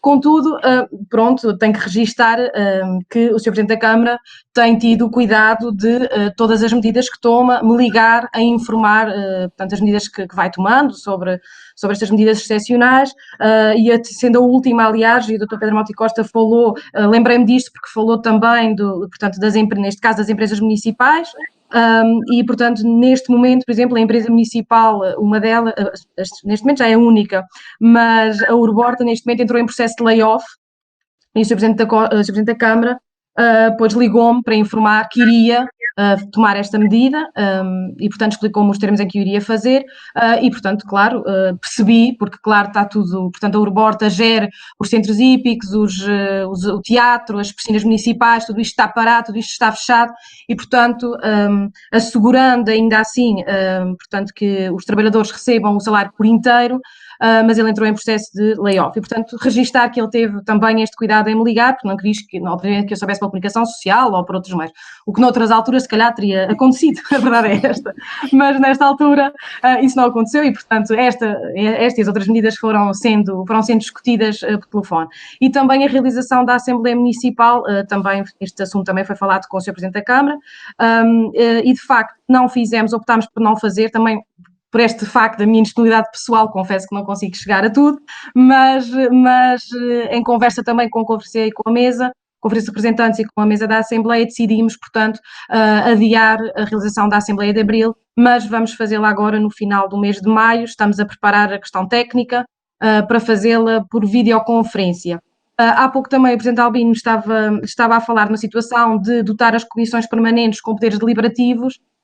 Aqui a questão que colocámos, e já agora colocaria também, não sei se os colegas também pensaram nessa hipótese, nós temos 5 forças políticas na Assembleia Municipal, embora seja uma Assembleia Municipal só com 34 deputados municipais, portanto não é pequena, não é verdade? Mas tem 5 forças políticas e, portanto, sendo que os 2 partidos maiores, o PSD e o PS, têm respectivamente 18 e 14 deputados e, portanto, o que nós eventualmente pensámos fazer foi, se fosse para reunir presencialmente, pedir aos partidos políticos que demonstraram essa disponibilidade que que fizéssemos uma reunião com o quórum necessário para deliberar e que os partidos maiores, garantindo naturalmente a proporcionalidade representativa, mas que se fizessem representar por apenas parte dos seus deputados. Foi uma questão avançada também na Conferência de Representantes que tivemos e essa é uma hipótese que está em cima da mesa. E já agora também perguntava se essa seria uma hipótese viável e se mais algum colega eventualmente pensou nesta hipótese. Se fizermos videoconferência à partida, pois estaremos todos e, portanto, a equipa técnica da Câmara Municipal está a tratar dos meios eletrónicos necessários para que isso se faça. E, portanto, a Câmara teve agora a sua reunião no dia 7 e, portanto, agora vamos marcar a reunião para o final do mês de maio para também não deixar depois tudo para junho, não entendo que não há necessidade de aguardarmos, como disse bem agora o colega José António Garcia, a democracia não pode parar e, portanto, se temos estes mais à nossa disposição, acho que devemos garantir a continuidade também da vida democrática e da vida pública e política. E, portanto, mais uma vez, era só para deixar este meu testemunho e agradecer a disponibilidade de todos mais uma vez e dizer que para mim foi um gosto, uma vez que até nem tenho tido possibilidade de me deslocar às iniciativas da ANAM, com muita pena minha, mas assim é uma maneira também de participar e estar próximo de todos, e por isso muito obrigada. Obrigado, eu também. Antes queria naturalmente dizer que quando eu falei esses assuntos com o professor Mota e Costa, eu tinha bem presente que em 2009 a CDU apresentou na Assembleia da República a constituição de uma comissão permanente em todas as assembleias, devidamente pensada, devidamente arquitetada, com poderes próprios. E eu entendo, honestamente, que a reposição dessa proposta pode ser feita a todo momento pela ANAM, ela será distribuída a todos para que possam ver e sobre ela meditar, e tem uma virtualidade, que era podermos de facto ter um grupo pequeno, neste caso em concreto do que a senhora Presidente disse, nós podemos ter um grupo de 5 pessoas que votariam, quando fossem deliberações a votar, com os votos que têm normalmente na Assembleia, porque seriam os líderes de cada força e votariam com os votos que lá têm.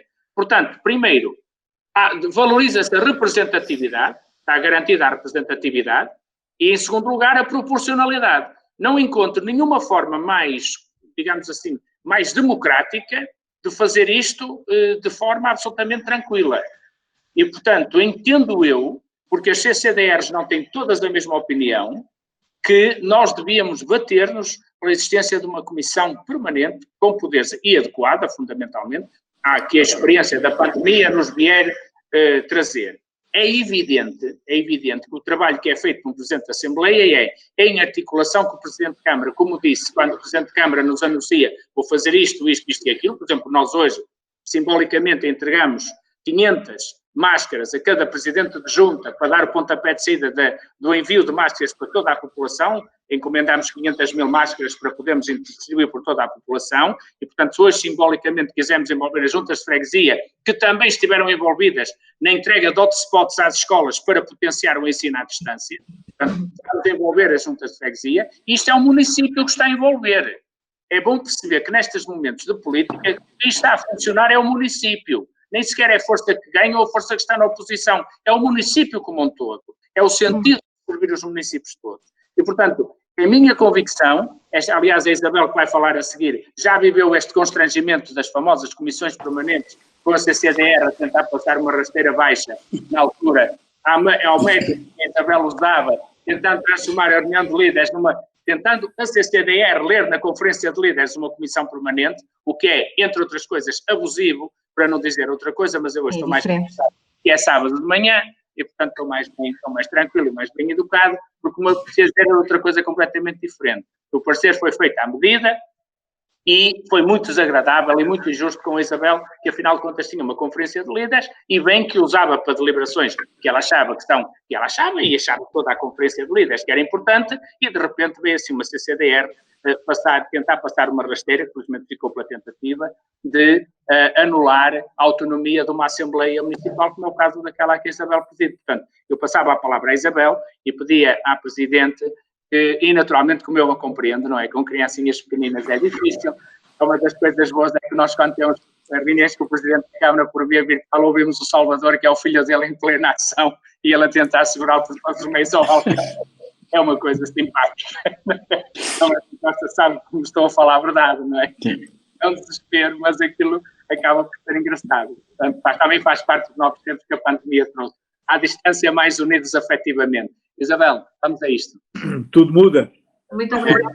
Começo por cumprimentar uma vez mais, mas agora com todos presentes.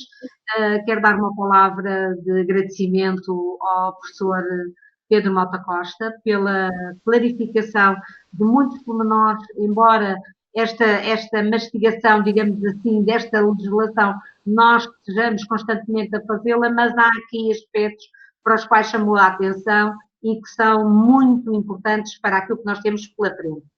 Quero também dizer-vos, e quero dar o meu testemunho, uma vez que pela primeira vez estou com os colegas professores, que relativamente ao assunto que o Presidente Albino referiu, da feira que tentaram pregar à nossa comissão permanente, à reunião de líderes, digamos assim, à conferência de líderes, que quero enaltecer aqui o papel da ANAM. Não fora eu associada da ANAM, eu teria este problema ainda hoje. É este estarmos unidos que nos torna mais fortes.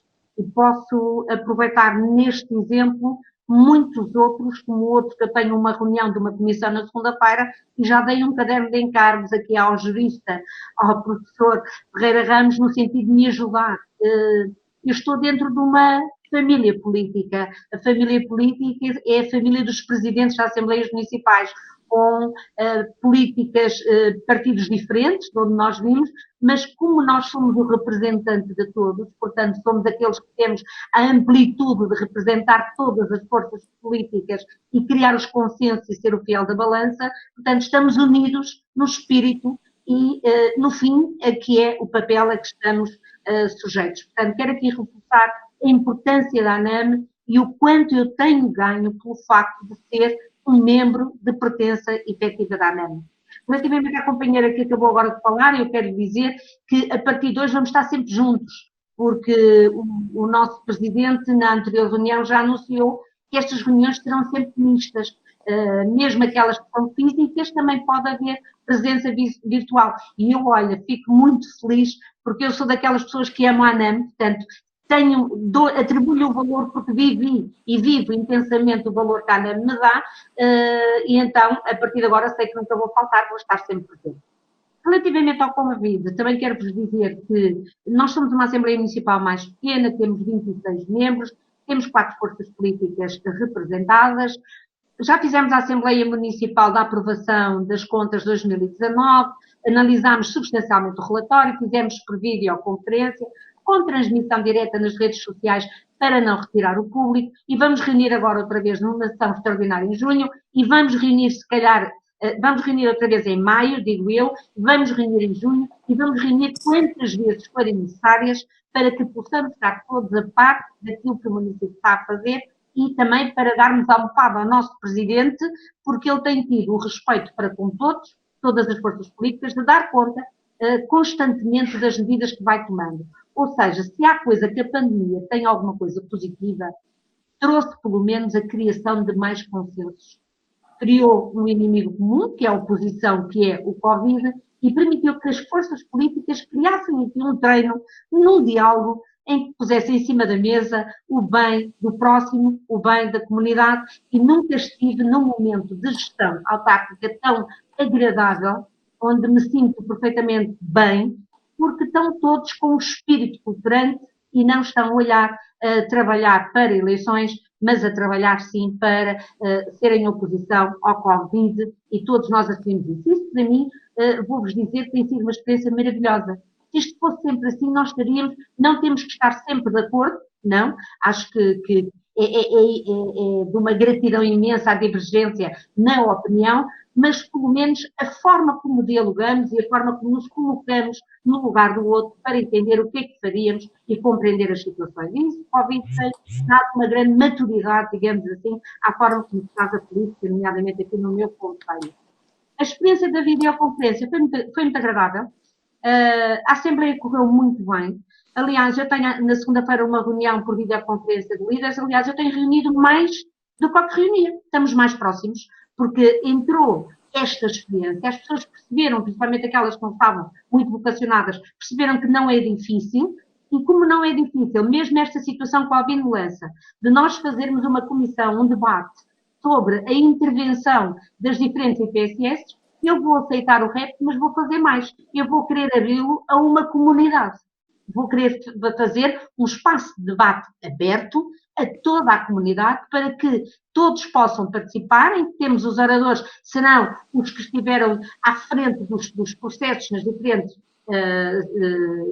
instituições, os autarcas, e depois qualquer pessoa pode entrar e pode participar no sentido de fazermos o esclarecimento público. Vou agarrar essa ideia como uma proposta que já vai na segunda-feira chegar à minha reunião de líderes, onde também vou ter o Presidente da Câmara presente, porque nessa reunião nós vamos ter uma comissão que está a trabalhar pela descentralização, a desagregação das freguesias, e que lá está, a política não parou, nós continuamos a trabalhar e continuamos a dialogar. E vou-vos dizer, eu quero fazer tudo agora, no entanto, porque enquanto estivermos todos nesta paz, é muito mais fácil trabalhar. E eu vou continuar a fazer este trabalho. Portanto, quero dizer aos colegas que é um orgulho muito grande, um gosto de estar convosco. Quero parabenizar a ANAM. Não posso deixar de fazer uma referência ao nosso Presidente, que nos representa tão bem, e ao nosso Secretário-Geral, que tem sido incansável. É um pica. Liga, Isabel, não te esqueças, temos videoconferência. Portanto, eu vi isto como se nós fôssemos quase nós que estamos a lembrar, estamos a motivar, e este espírito existindo só mostra que a ANAM quer-nos dentro da ANAM. Não existe uma ANAM para 4 ou 5 pessoas andarem a fazer conferência. Não, a ANAM existe, mas quer ter corpo, e o corpo somos nós. E quando nós nos sentimos como parte integrante de uma equipa, eu digo, vale a pena, vamos continuar. Muito obrigada.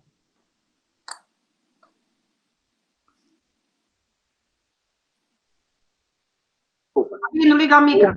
Sim, já vi, peço desculpa. Tem um peso essencial às IPSS, porque eu quase que senti, para mim que estou crente, peço desculpa a quem não é, vocês sabem que há um ano, foi durante a pandemia, que passou um ano da partida da minha mãe. E eu cheguei a dar graças a Deus por ela ter partido, para não estar a viver o que muita gente viveu nesta pandemia. E nós não podemos mais ficar sossegados com o que está a passar nos lares e nas IPSS. Aquilo tem a ver connosco. Nós não podemos estar mais sossegados. Não pode acontecer aquilo às pessoas que nos deram vida, às pessoas que nos antecederam, às pessoas que deram o seu melhor para criar os filhos e agora ficaram isoladas e agora morreram. Eu isso não posso deixar de vos chamar a atenção. Porque isso durou-me muito. E quase que dei graças a Deus para a minha mãe ter partido há um ano e eu não estar metido nas mesmas aflições, com que muita gente me telefonou, com que muita gente me ligou. As IPSS são uma excelente resposta, mas não podemos acreditar que está tudo bem nas IPSS. Temos que as chamar, temos que as ouvir e temos que encontrar caminhos comunitários locais de apoiar as IPSS. Aquilo não pode ser, tem que ter muito coração, mas também tem que ter muita razão e muita lógica e muito racional. Temos que defender, por exemplo, a nível das assembleias e que está das câmaras, pessoal dedicado, médico e de enfermagem, que não pode ter que vão lá fazer um gancho, que vão do hospital público fazer um gancho às IPSS e carregam com eles uma contaminação que deixam depois as pessoas de idade. Esta veio para as de idade, mas podemos pensar que um dia pode ir para os mais novos e temos que perceber como é que temos serviços públicos organizados e organizá-los de maneira melhor, porque eu também acredito, e deixem-me dizer-vos isto com franqueza, que a política universal que o mundo descobriu e que achava que nunca era connosco, porque o ébola não foi connosco, a primeira gripe tocou-nos, mas foi levezinha, aquelas gripes de 2003 e 2009, não, desta vez. O sistema de saúde tem que ser uma prioridade para o mundo. E a assistência aos mais velhos tem que ser uma preocupação de todos, especialmente dos presidentes das Assembleias Municipais, a quem eu peço um esforço de audição, de preparar, de ver como é que em cada caso podia ter feito melhor, sem recriminações. O que nós menos precisamos agora é de recriminações. É dizer, se nós soubéssemos o que aprendemos, agora estávamos a fazer muito melhor. Isso é que era o ponto que eu queria aqui deixar convosco. Inteiramente de acordo. Custa-me muito o que eu vi em muitas diferenças. Peço desculpa da edição. Presidente Albino, não sei se posso intervir, graças a Deus, Pode. Vila Franca de Conde.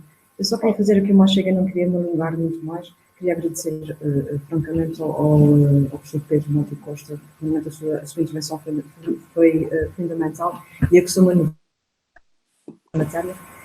E também queria agradecer ao ANAM, porque isso já é a minha segunda experiência convosco, já estive em vida real, foi fantástico também. E aqui essa exposição feita da vossa iniciativa, queria realmente agradecer, porque é uma mais-valia, para mim é uma mais-valia. Eu queria só dizer que sou presidente do Conselho Executivo aqui da ABS de Vila Franca do Conde já há 9 anos. E isso, junto com o facto de estar há 2 ou 3 anos a desempenhar as funções de Presidente da Assembleia, tem sido muito bom. A minha cooperação enquanto Presidente da Escola com o Presidente da Câmara e agora muito mais perto como Presidente da Assembleia. E nesta época de Covid-19 tem sido realmente fantástico, porque a minha proximidade com as juntas de freguesia tem sido vantajoso, porque as juntas de freguesia têm colaborado na distribuição de fotocópias para as crianças que não tenham meios digitais, na entrega do leite escolar, que estava a expirar a data de validade, e realmente tivemos que escoar de alguma forma, e as juntas de freguesia colaboraram nesse sentido, distribuir por famílias carenciadas. A Santa Casa também tem colaborado, portanto tem havido aqui uma ligação entre juntas de freguesia, escola, Câmara Municipal. O Sr. Presidente tem tido cuidado de ligar com regularidade para dizer as medidas que está a tomar a nível da autarquia. Nós ainda não reunimos, portanto fiz escrevi um e-mail a todos os membros da Assembleia no sentido de clarificar o facto de não fazermos a reunião agora no mês de abril, mas que vamos fazer agora no mês de maio, mas estamos ao corrente do que está a acontecer. E se há alguma coisa que esta pandemia trouxe de positivo, que foi muita pouca coisa, mas realmente estruturou os laços, esquecemos o facto de sermos grupos partidários diferentes, e tem sido muito bom. Essa experiência para mim tem sido fantástica, e espero que isso continue a funcionar desta forma.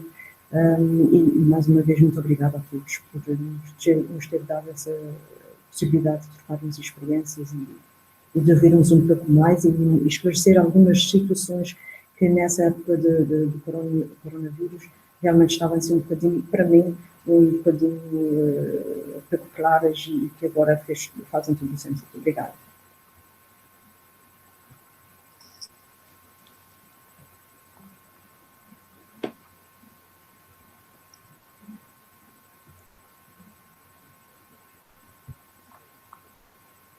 Não estou...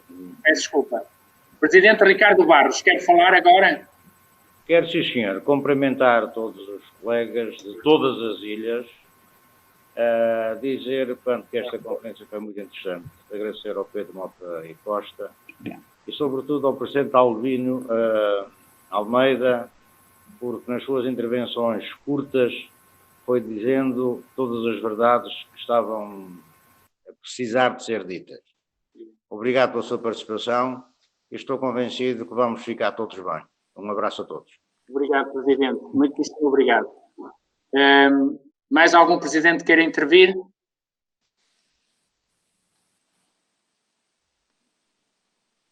Bom, se mais ninguém quiser intervir, eu quero dar a palavra mais uma vez ao professor Mota e Costa. Agradecer-lhe, sabe que tenho uma grande estima por si, portanto vou repetir no início, pela sua família também, que tive a honra de conhecer também numa das iniciativas, concretamente em Castelo Branco, a quem também agradeço, porque que este tempo que damos aos outros, tiramos bastante às famílias, tenho disso boa consciência, e portanto quero agradecer também, por seu intermédio, à sua família.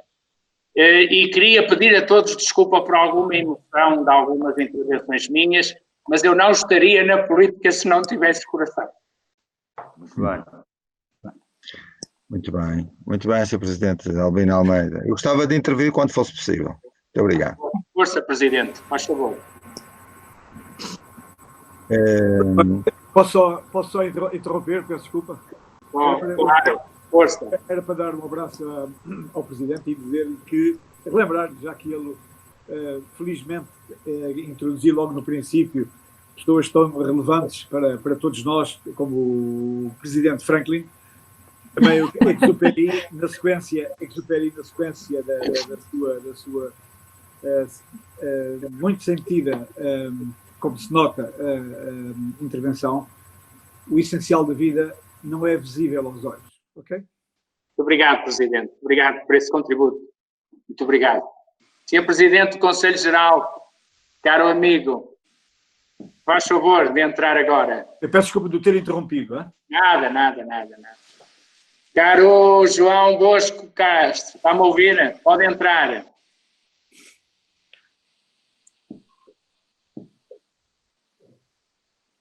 Não está com o microfone ligado, é complicado. Se calhar meter-se do avião do Saint-Exupéry. Pronto, agora já dá.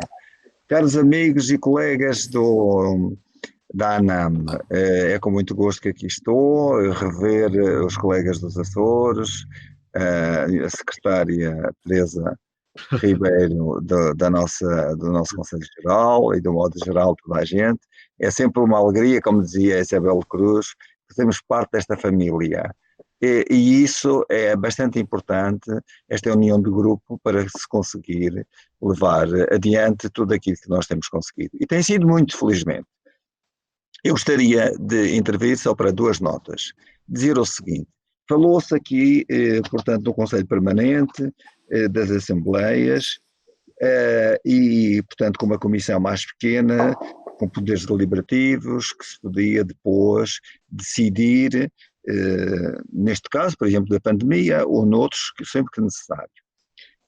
Eu quero recordar só um episódio que aconteceu aqui na Madeira, que é o contrário da situação ideal, que é a Assembleia Regional da Madeira aprovou um regulamento em que um só deputado representa todos os outros. Portanto, corremos o risco agora, ainda por cima está no regulamento, não é feito ad hoc, como seria desejável, naturalmente, nestas situações em que se poderia reunir, portanto, com um número mais reduzido.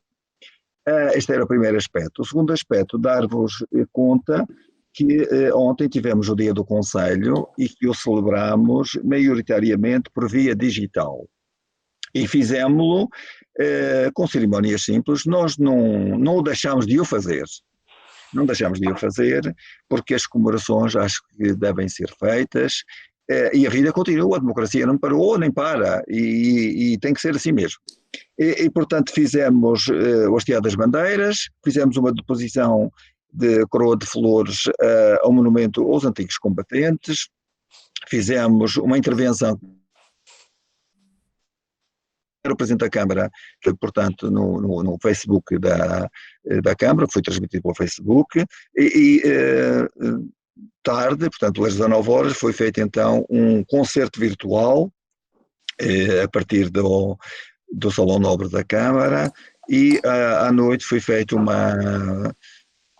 esta parte é que não correu muito bem, os bombeiros e a polícia fizeram uma ronda pelo Conselho, assinalando e apoiando os profissionais de saúde e a Câmara e os que estão na linha da frente do Covid.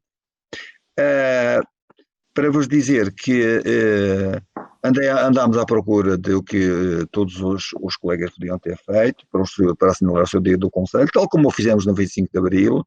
Isto é uma situação nova, estamos todos a aprender e acho que desta troca de experiência podemos sempre melhorar o nosso desempenho. E é tudo por agora. Muito obrigado e gosto mais uma vez em revê-los. Bom dia.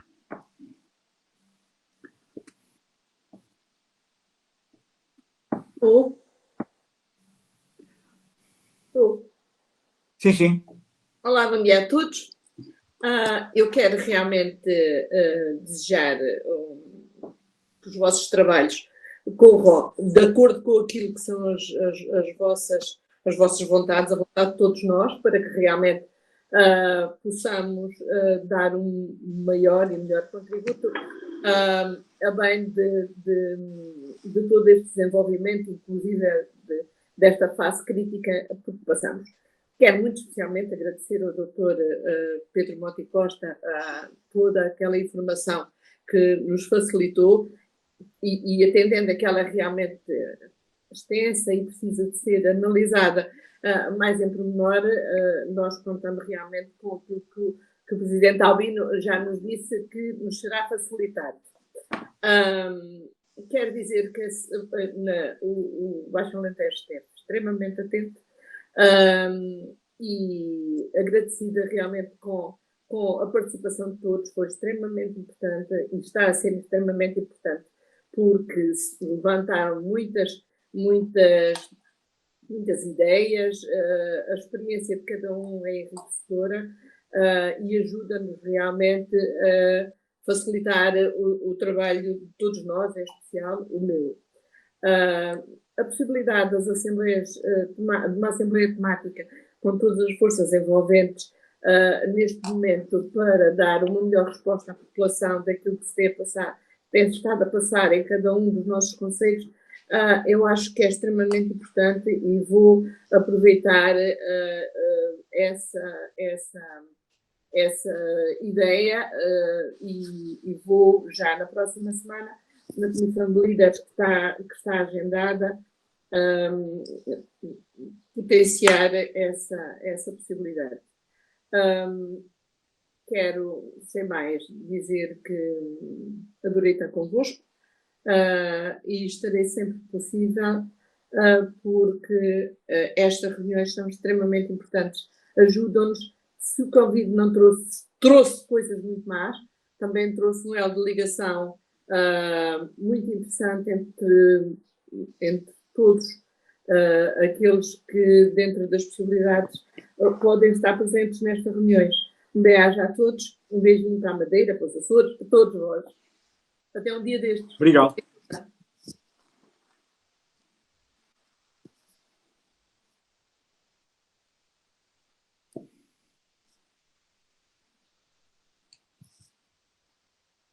Lino, professor, se calhar não.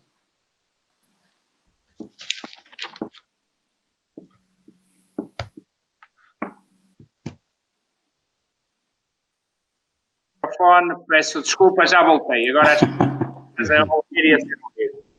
Bom, mais alguém quer intervir? Peço desculpa por este problemazinho. Então, nós tínhamos previsto que isto terminaria cerca das 13 horas. São 13 horas e 6 minutos. Senhor professor Mota Costa, a palavra agora é sua para finalizar isto e dizer o que entender por conveniente de tudo aquilo que pode ouvir. Muito bem, muito obrigado, Sr. Presidente. Não me alongarei, resta-me então só agradecer na sua pessoa, enfim, sabe que o estimo muito e, portanto, é um prazer estar nestas iniciativas da ANAM. Agradecer também, porque de facto permitiu-me voltar aos Açores, enfim, eu estimo e gosto muito dos Açores, enfim, comecei a trabalhar com os municípios dos Açores em 2001, no 11 de setembro, numa formação da AMRA a todos os representantes dos municípios sobre a nova contabilidade autárquica. Na altura, apanhei o 11 de setembro em cheio lá e, portanto, a partir daí fiquei muito ligado, não só por isso, mas pelas gentes, pela beleza, enfim, do arquipélago, dos concelhos, e de facto enfim, estimo muito, de facto, os Açores. Dizer-vos só uma última palavra.